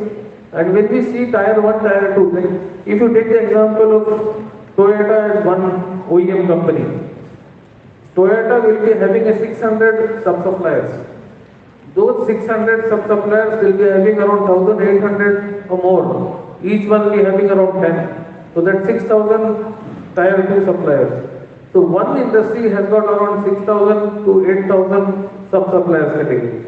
And all those suppliers are need to be linked through IoT, through SAP, through cloud computing to each other. There will not be, those days are not there where you are going to send fax, you are going to send emails. Today you are talking about emails. Tomorrow you will not be having emails. When I started my career, there was no email. People used to do fax. You don't know. Then we didn't have that much computers also. And today you are working on the emails, you are working on the mobiles and this thing. You also need to imagine that next 20 years you will not be having emails. Or all your systems, whatever the industry you are in, it will be connected together. If you want to send information, it will be sent to the system. It will not be email. You don't need to work on emails. That may be the scenario. Because these changes are happening so fast, which we could not imagine that has happened. So in the next 20-25 years also, it is going to be more rapid pace in this thing. So we have immense potential for IIoT, and particularly in Maini, I am only leading the IIoT. We have many systems where my suppliers need to be connected with the computing system. I need to connect all my employees to the computing system. I need to connect all my operations in the IIoT where the dashboards, seamless information will be there. All my machines are automatically connected to the computer network and my server, where the production entry, nobody needs to do the production entry manually, it is getting automated updation in the computer system. We get all type of MIS. My SAP system is connected to the supplier portal. So what I am saying today is, Maini is one of the major suppliers to Volvo, so we are ahead in developing this thing. But there is a huge opportunity for all of us, and by the time you are going to come to my level, India will be 100 years of independence, and that is what our Honorable Prime Minister has told, because you are going to lead in the Amrut Kal. So for you, this transformation is going to be much faster. So for next 25 years, unless you have a very, very high goal, you will be lost. So my request to all of you is that do not worry about the opportunity. Opportunities are much bigger than the engineers we have in India. Today we are not getting the engineers in the industry. So don't think that we are having a issue in the recruitment or people are not coming for the campus. Maybe that gap will be there, but reality is that industry is starving for good engineers. And when I say engineers, means engineers. I am not talking about which branch and this thing. All branches are required. Whether it is a manufacturing, within manufacturing, we are having the people from IT, we are having the people from computer science, because a lot of integration with the systems are needed. So far, in the next couple of years, you will not find the distinction between this and that. All these industries will be working very with the close connections with each other. That is the one. But again, what is required? How you are going to get into that is four things, like Dr. Kanam has also guided all of us. Four things are absolutely important if you want to really get to success. Whether it is industry, society, anywhere. You can be at your level. In next 25 years, I would like to see many of you are entrepreneurs, because in that area, many startups are coming. The demand which is going to be there for the machine learning or IoT on those areas is phenomenal. So in these areas, many of you may not require to go for any job also.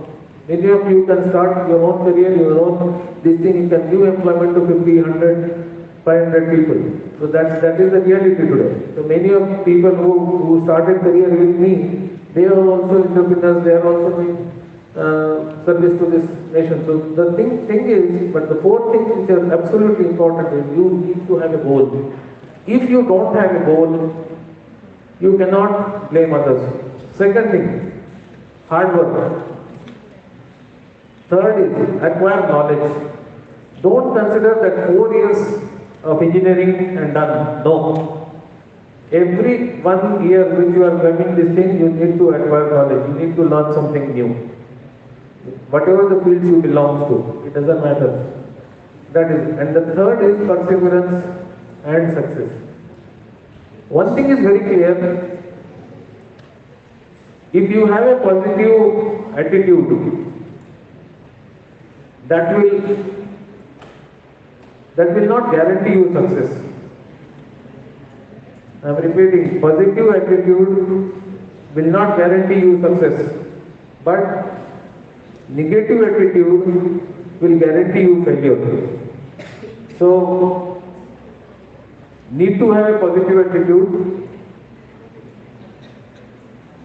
And then I would like to see many people. Now there are many cases that I would take 5 minutes to tell my experience when I entered into the industry 27 years back. I was born and brought up in Bhilai, graduated from NIT Raipur, and then I was moved to Jalgaon, one place in Maharashtra. So before that thing, I joined one company from campus, and the dust level was very high. It was a steel plant under construction. So when I went there, the first day, the first job, very good tie, shirt, all this thing, and then first time I landed this there, it was almost 1 feet dust. When I went up to knee, completely it was in dust. Never seen this type of environment. Came back home within 1 month, told my papa, oh no, this is horrible. This is not a mechanical engineer work. I cannot do this thing. He told, okay, whether you don't like it, resign, come back. Okay. After 2 months, again next job has come. There we went, lot of oil, lot of sound. No, this is not my job. Again I came back home. Second job gone. Then I came to Pune. Then I got interviewed by that time. Kalyani Brake's MD was there. So they had a policy that all the premium institute engineers will be interviewed by them. Then I was posted in Jalgaon. There I got my boss, immediate boss. He was like a Hitler. Well, I used to come to the first shift or second shift. My first aim was I should not see his face. If he is my boss, and I instead of coming from the front gate, I used to come from the back gate, because if I come from the front gate, his cabin is coming on the way to my cell. So I will always try to come from the back gate. I should not see him. He used to blast me left and right every day. And he will call 20-25 people, also senior people in front of them, then he will blast me every day. Again I called my mother. Papa, I want to come. Then he told, better now, I think it is fourth company. Now if you want to survive there, you need to see how to live with this. Nobody is going to give you the home-like atmosphere in the industry. So you need to fight, you need to make yourself tough, and then you need to survive. Still if you want to come, you can come. Again you can search it. That was the freedom. But then I realized, now it is enough. So those 2 years, literally it was a nightmare for us. Today, I really feel that those 2 years are the blessing in my life. Because those 2 years has made me to change my life. So that is the thing. That is why I am telling, when I get many of the new engineers today here, probably we are not able to do that tough environment to them, because the industry has changed. Lot of new opportunities are there, and we get a lot of cozy atmosphere in the industry. Sometimes it is not good for individuals. It is good for the industry. As a CEO, I need to say that, okay, my employees are happy. I will give a very cozy atmosphere to my employees. It is good for me to give that thing. But sometimes it is not good for the employee to have that thing. If somebody is not pushing me out of my comfort zone, I am not going to grow. If somebody is putting you in the comfort zone, you are comfortable working here, comfortable studying here, comfortable working in the company, and you are comfortable with 4 days a week, 5 days a week, this is not the cup of tea for you at present. My advice to you, even if you are there in the IT, do not be fascinated by a 5 days week. At this age, where you need to find the 8th day in a week by your efficiency, we should not be limiting our physical ability, mental ability to work on the 5 days week. Of course, the industry is demanding for 5 days week, it's fine. But your efficiency for those 5 days week should be equal to 8 days. And the people who will be able to do that thing, definitely those only will go. Competition is very, very high. Competition is very high, I tell you. Because as we have one equation in mechanical, how many of you also must have seen in the 11th or 12th? Work is equal to force into displacement. Heard somewhere? I think everyone, 11th you have everyone crossed. I'm not talking anything about the mechanical engineer. Without 11th you will not come here. This is the equation we learned in 11th. Work is equal to force into displacement. When it comes to industry or when it comes to the society, force is equal to effort and displacement is result. So you are putting a lot of efforts and you are not getting a result, your performance is zero. If you are not putting the effort and you are getting a result, that might be somebody else's effort which is giving you result. So that is also not your performance. When your own efforts are giving you the result, then it is a performance. So I see many people, sir, मैंने बहुत मेहनत किया sir, lot of efforts I am putting, 14 hours a day, 16 hours a day, but I could not do it. Yes, I can offer my shoulder for crying, but if some other person is there who has only put in 8 hours effort and given the result, he will definitely catch the bus. I cannot give opportunity to others. So the society as a whole is ruthless and we should be prepared for that. But when it comes to opportunity is much higher than what you are expecting. The opportunity is much higher than the engineers coming out of the engineering college across India. It is not less than 100 times bigger than that. I am struggling to get the engineers. Today I need a requirement of around 150 engineers. I am not getting it. This is the reality. But when I see the engineers should have a passion. They should not come to me in the interview table and then they tell, sorry sir, don't ask me any question, I am COVID batch. I have seen reality. The people came to us for the engineering and they got, sir, don't ask this question, we are from the COVID batch 1 and batch 2. I am not treating those as engineers. I am taking engineers who are having an engineering passion. Right? So, I think I answered your question, but we have a lot of opportunities on this in each field. The question is how we dream and how we want to achieve it. So, your future is in your hand and we are all there to support you. But remember, we are also ruthless in the requirement. We will not be having our parents' support when you come out in the society. I am telling you very harsh reality, but on the other hand, when you come out on this ground and you shine it, nobody can beat you around. You don't need to worry about the money. Money will follow you when you are having the excellence. Absolutely. But if you go behind the money, initially good, but after 10 years, 15 years, you yourself do the study, the people who are only running behind the money and what is their fate after 15 years. Because you are talking about your career for 30 years. You cannot be lucrative only for the first 5 years or 10 years. So be careful on that thing. Be have a very good goal on your mindset. Achieve for that thing. And then the industry and society is open to welcome you all. Thank you.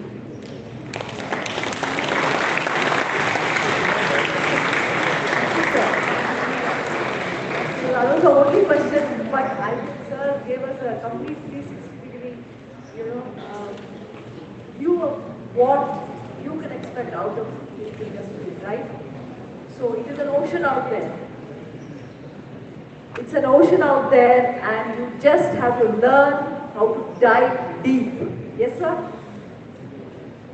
Right? Thank you very much, sir. And yes, it is not only for them, it's for all of us. We need to keep going. I think that is what I see in QCFI. All of them have crossed 60. And no. It's got nothing to do with anything else. Okay? So that is how it is. And now I request Kulkarni sir to do the vote of thanks. Yeah. Do you have any questions now? Do you have any questions?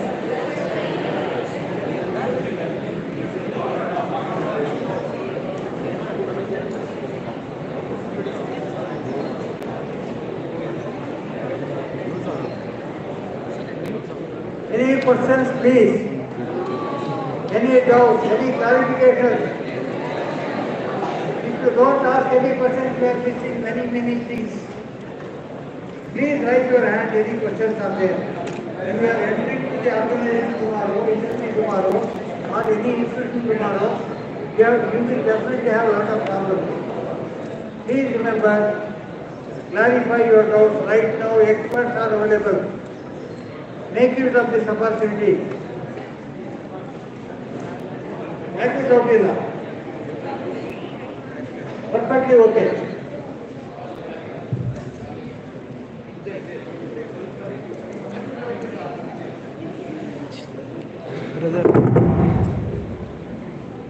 Thank you, Dr. Everything you know.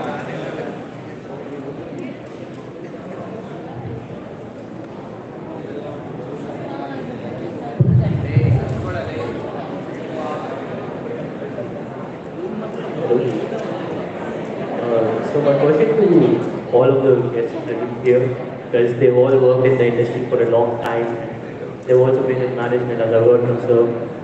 So there was this one lingering question, I know it's stupid, but it's also sure. What if engineers would cease to exist? What part of industry would stop to function? how, what is our role in society? How are we making this world a better place?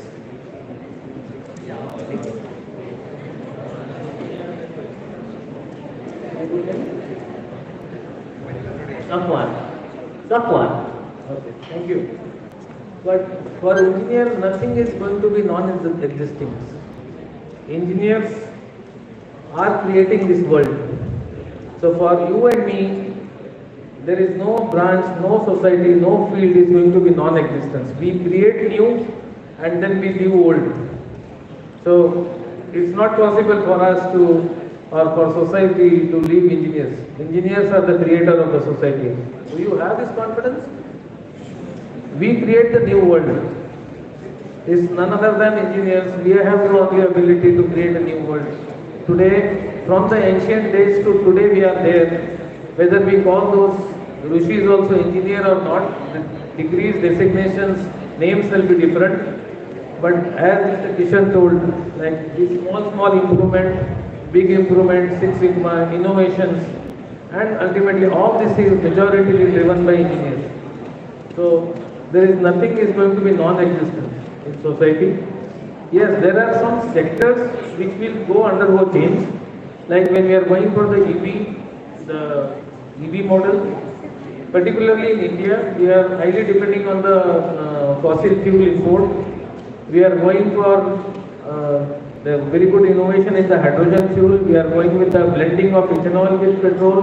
We are also very high in the EV.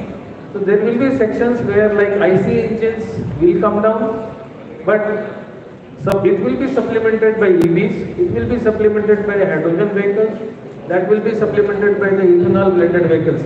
So it is not going to be the people will not go back to bullock carts, let me tell you.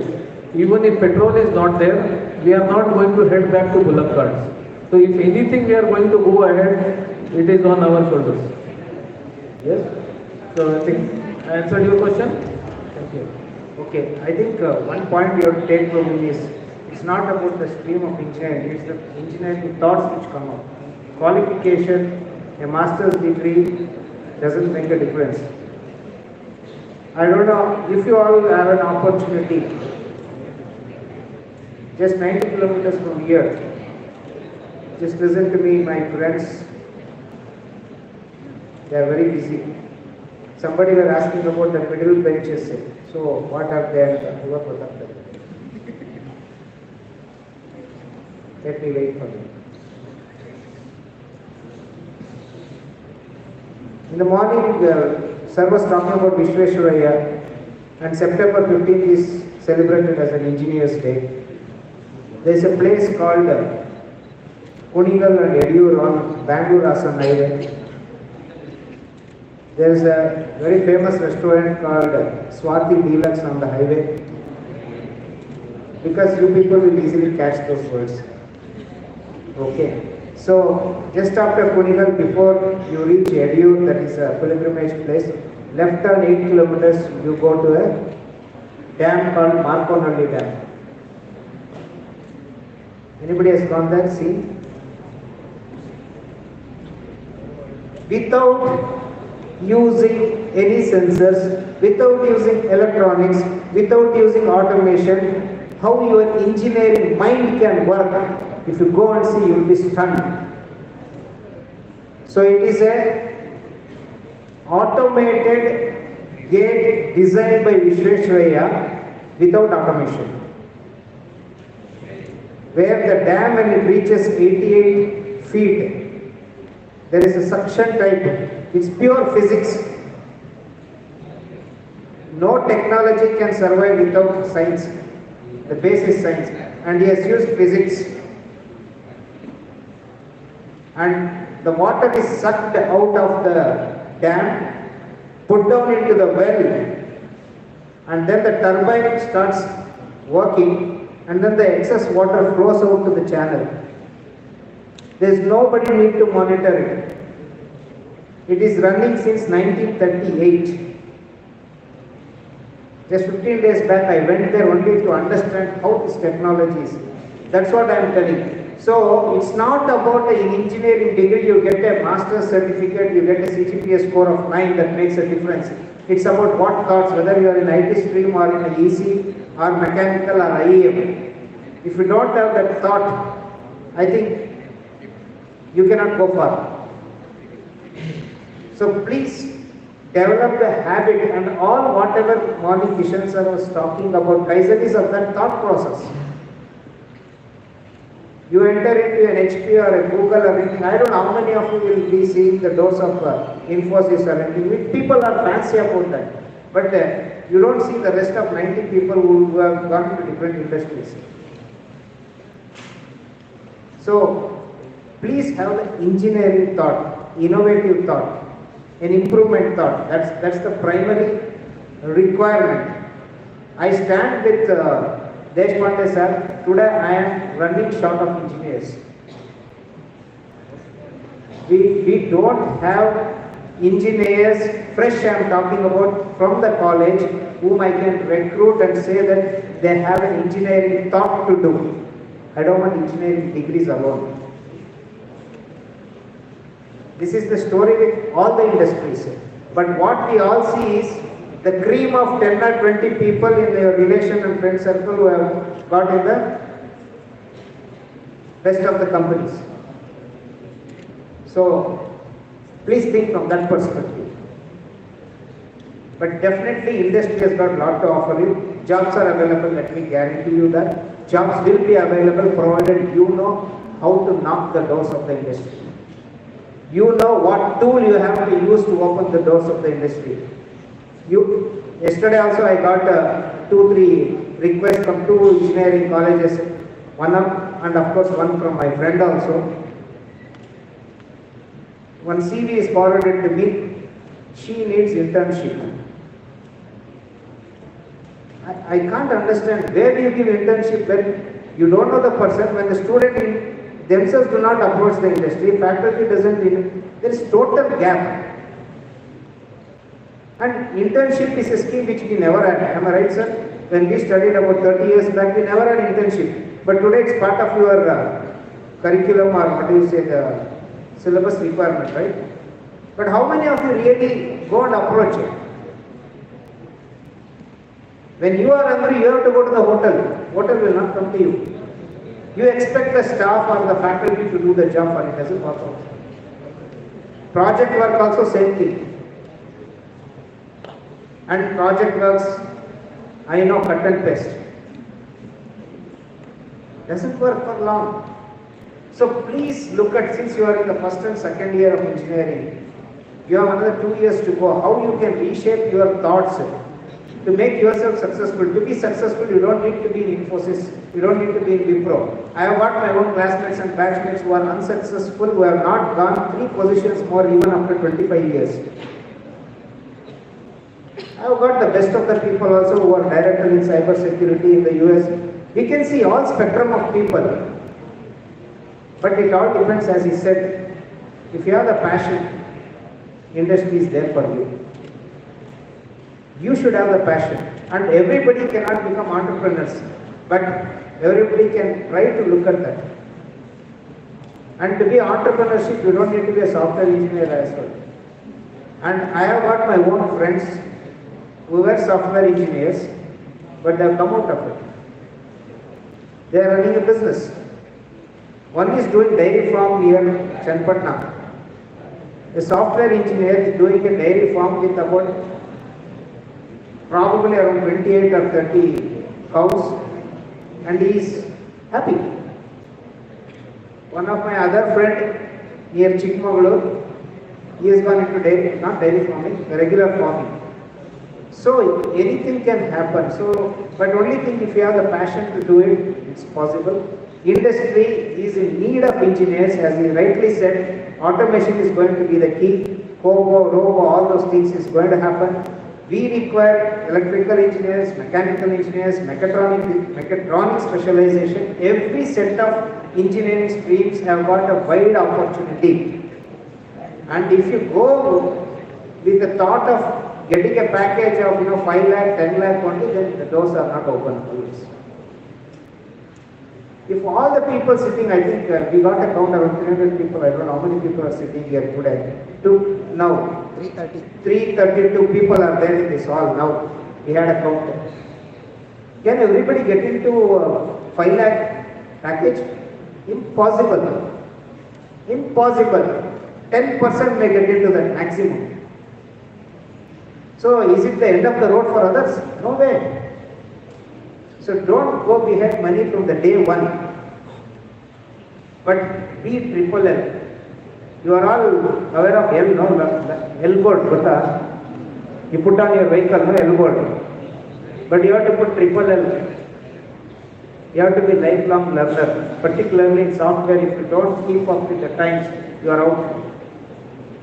So industry is going to be there. India is going to be the fastest economy in any sector. We are going to be the largest automobile manufacturer by 2030. We are going to be in number 3 position. In the next 8 years, India is going to be the manufacturing hub of the world.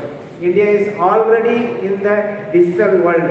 We are the best in the industry. So you can imagine how much of opportunities you have got. You have to knock it. You have to make use of it. So please don't worry with the point of getting a job, but think about how do you want to start your career. Then definitely you have a brighter future. That's from myself.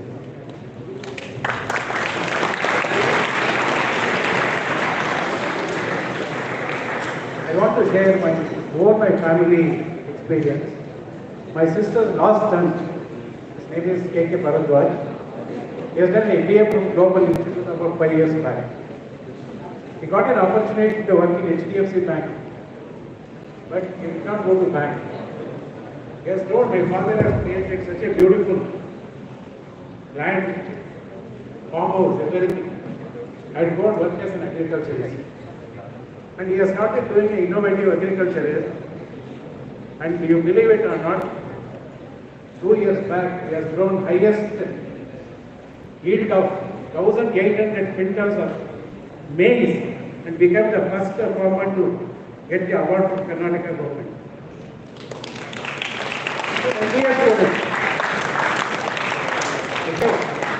He has also started working with the farmers. They are growing the one particular species of Rajamuni rice. Many people must be knowing it. And he has gathered about 1,000 farmers who are growing this particular rice. And he is trying to get a GI tag. He is going to get a GI tag for Rajamuni rice, where it as good as like a patent. See, look at the field. He would have also become a manager and sitting in a bank. But he didn't do it. And you know what is the income? Annual income is get more than 30 lakhs by doing the agriculture. Any field you take it, only you need to have a passion. That's what I want to say. Thank you.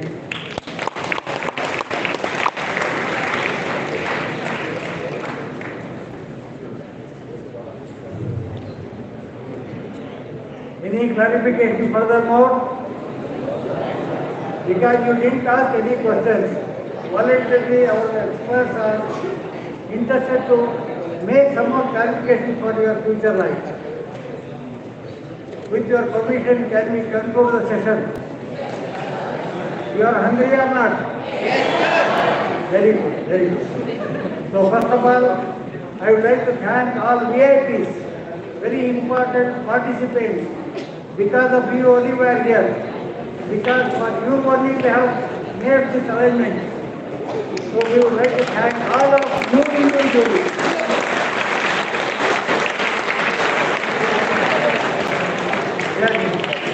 Coming to the next point, today's chief guest, Mr. Siddharth Sandesh Pandey, is one of the experts in industrial relationship or industrial future. Whatever the way in which he has got a multi-talent, multi-experience, he could guide you, he could guide us also. So at this age we are yet to learn many more things like youngsters, like you and like him also. We would like to thank Sri Siddharth Sandhya sir. Thank you very much.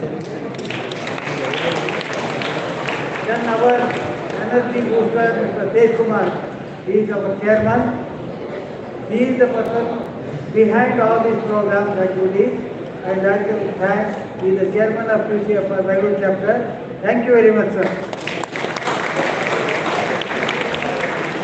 Mr. Kishan, he is another expert in Kaizen areas. He has made a lot of Kaizens in his tenure in his industry, and many more things he has involved. I would like to thank Mr. Kishan. He has given a very detailed experience sharing with you. Thank you very much, sir. And behind these activities, from past more than a month, Mr. T.A. Murli is the secretary. Behind all these activities, he has day and night, he has put a lot of effort in making this arrangement. I would like to thank T.A. Murli also, sir. Apart from this, all our governing council members, almost our 12 governing council members are there. You might have seen different people moving here and there. All the people have put their effort from past 15 days continuously. I would like to thank all individually the governing council members of QCFI Bangalore. To make this event attractive and initiative, igniting, Madam Smita is one of our governing council members. She has initiated with a smile with everybody. I would like to thank her also. Then whatever I speak, you are able to hear. Whatever you speak, you are able to hear. And we are able to see many more things, audio and visual things. I would like to thank the system what here, people, group of people have done. I would like to thank them also. Apart from this, you are including your own staff of DJIT, made arrangement in making this event successfully today.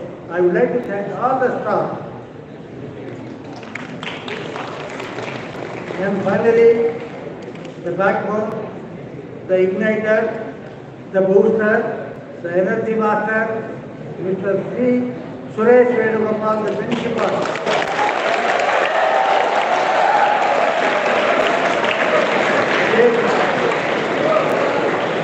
Gave a part of this event, the program.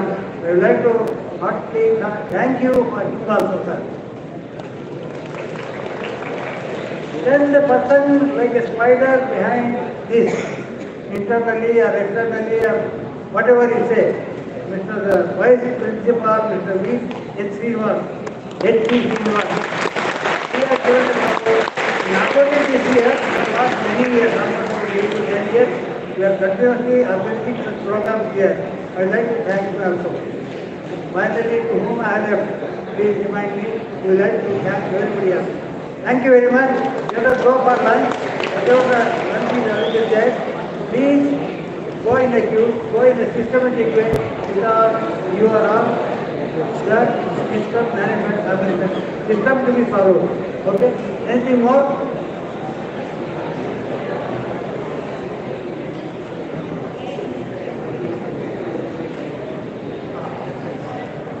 One more thing. Thank you, Mr. Srinivas. All volunteers, almost about 36 volunteers have been nominated from this DJIT. I would like to request all of them to mobilize at room number 6 to have some briefing what we need to do tomorrow with all your effort, with all our support. We have to see the success in tomorrow's event. I request all the volunteers to join us at 2 o'clock in room number 006 at ground floor only. Are you clear, sir? Are you clear, madam? Can we go for lunch? Volunteers, please raise your hand. Just a minute. Volunteers who have given, please after the lunch assemble in 006. And on behalf of Kaizen Institute of Technology, we will thank the team of QCFI who have organized this event for us. And this is the 7th consecutive year it has been organized in Kaizen Institute of Technology. And for us, QCFI also single hosting institution consecutively which has been chosen as Dijon Institute of Technology for us. Thank you all, sir. Now you can move to the lunch at the basement. Please go in the queue. Only 1 minute, 1 minute.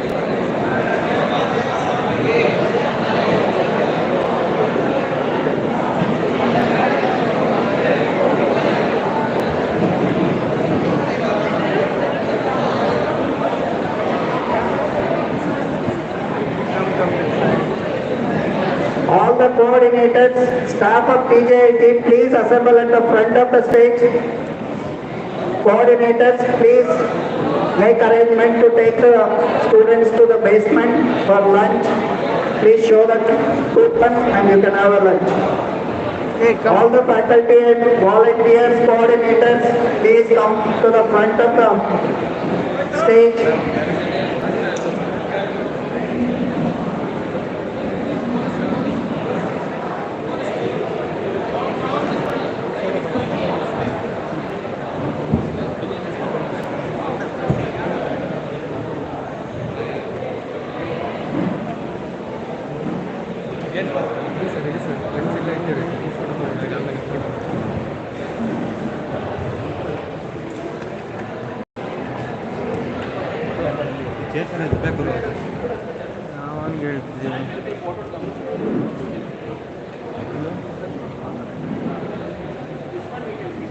Function ಇತ್ತು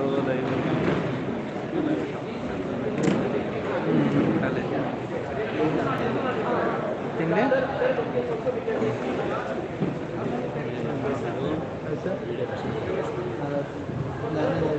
ಜನ like ಮಾಡ್ತಾರೆ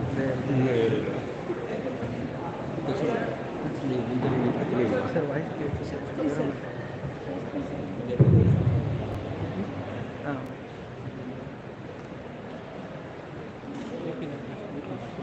sir ನೀವು ಮುಂದೆ ನೀವು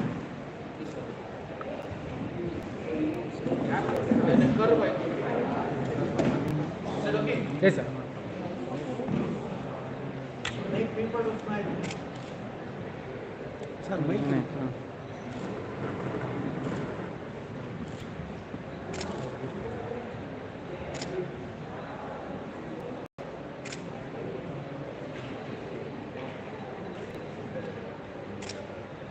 One minute. Okay. Smile.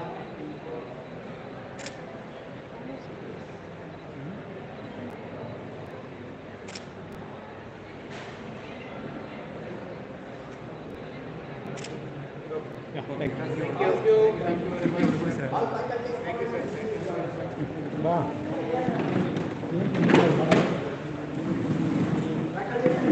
Come first.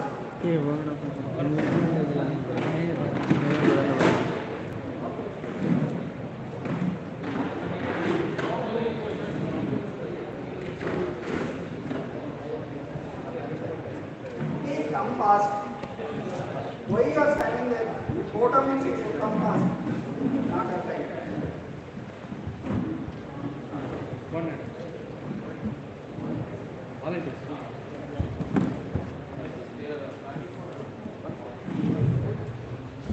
Come fast. What are you waiting for? Come.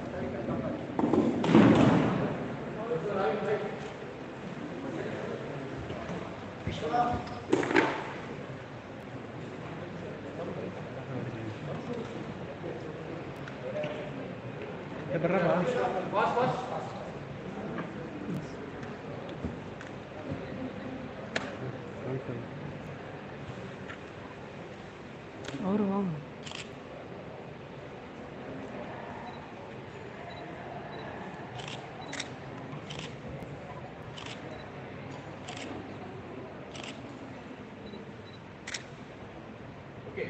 Wait, wait.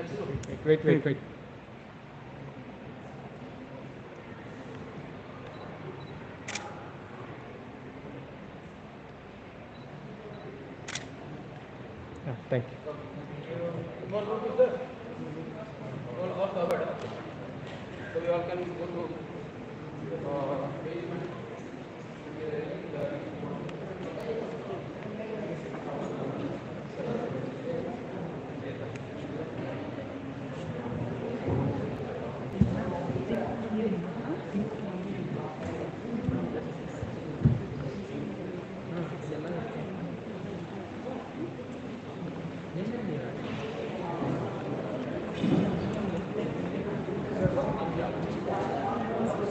my card is there in my office.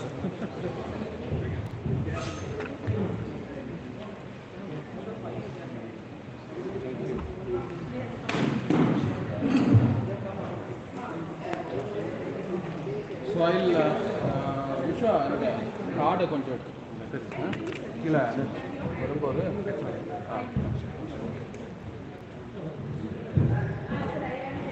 I told her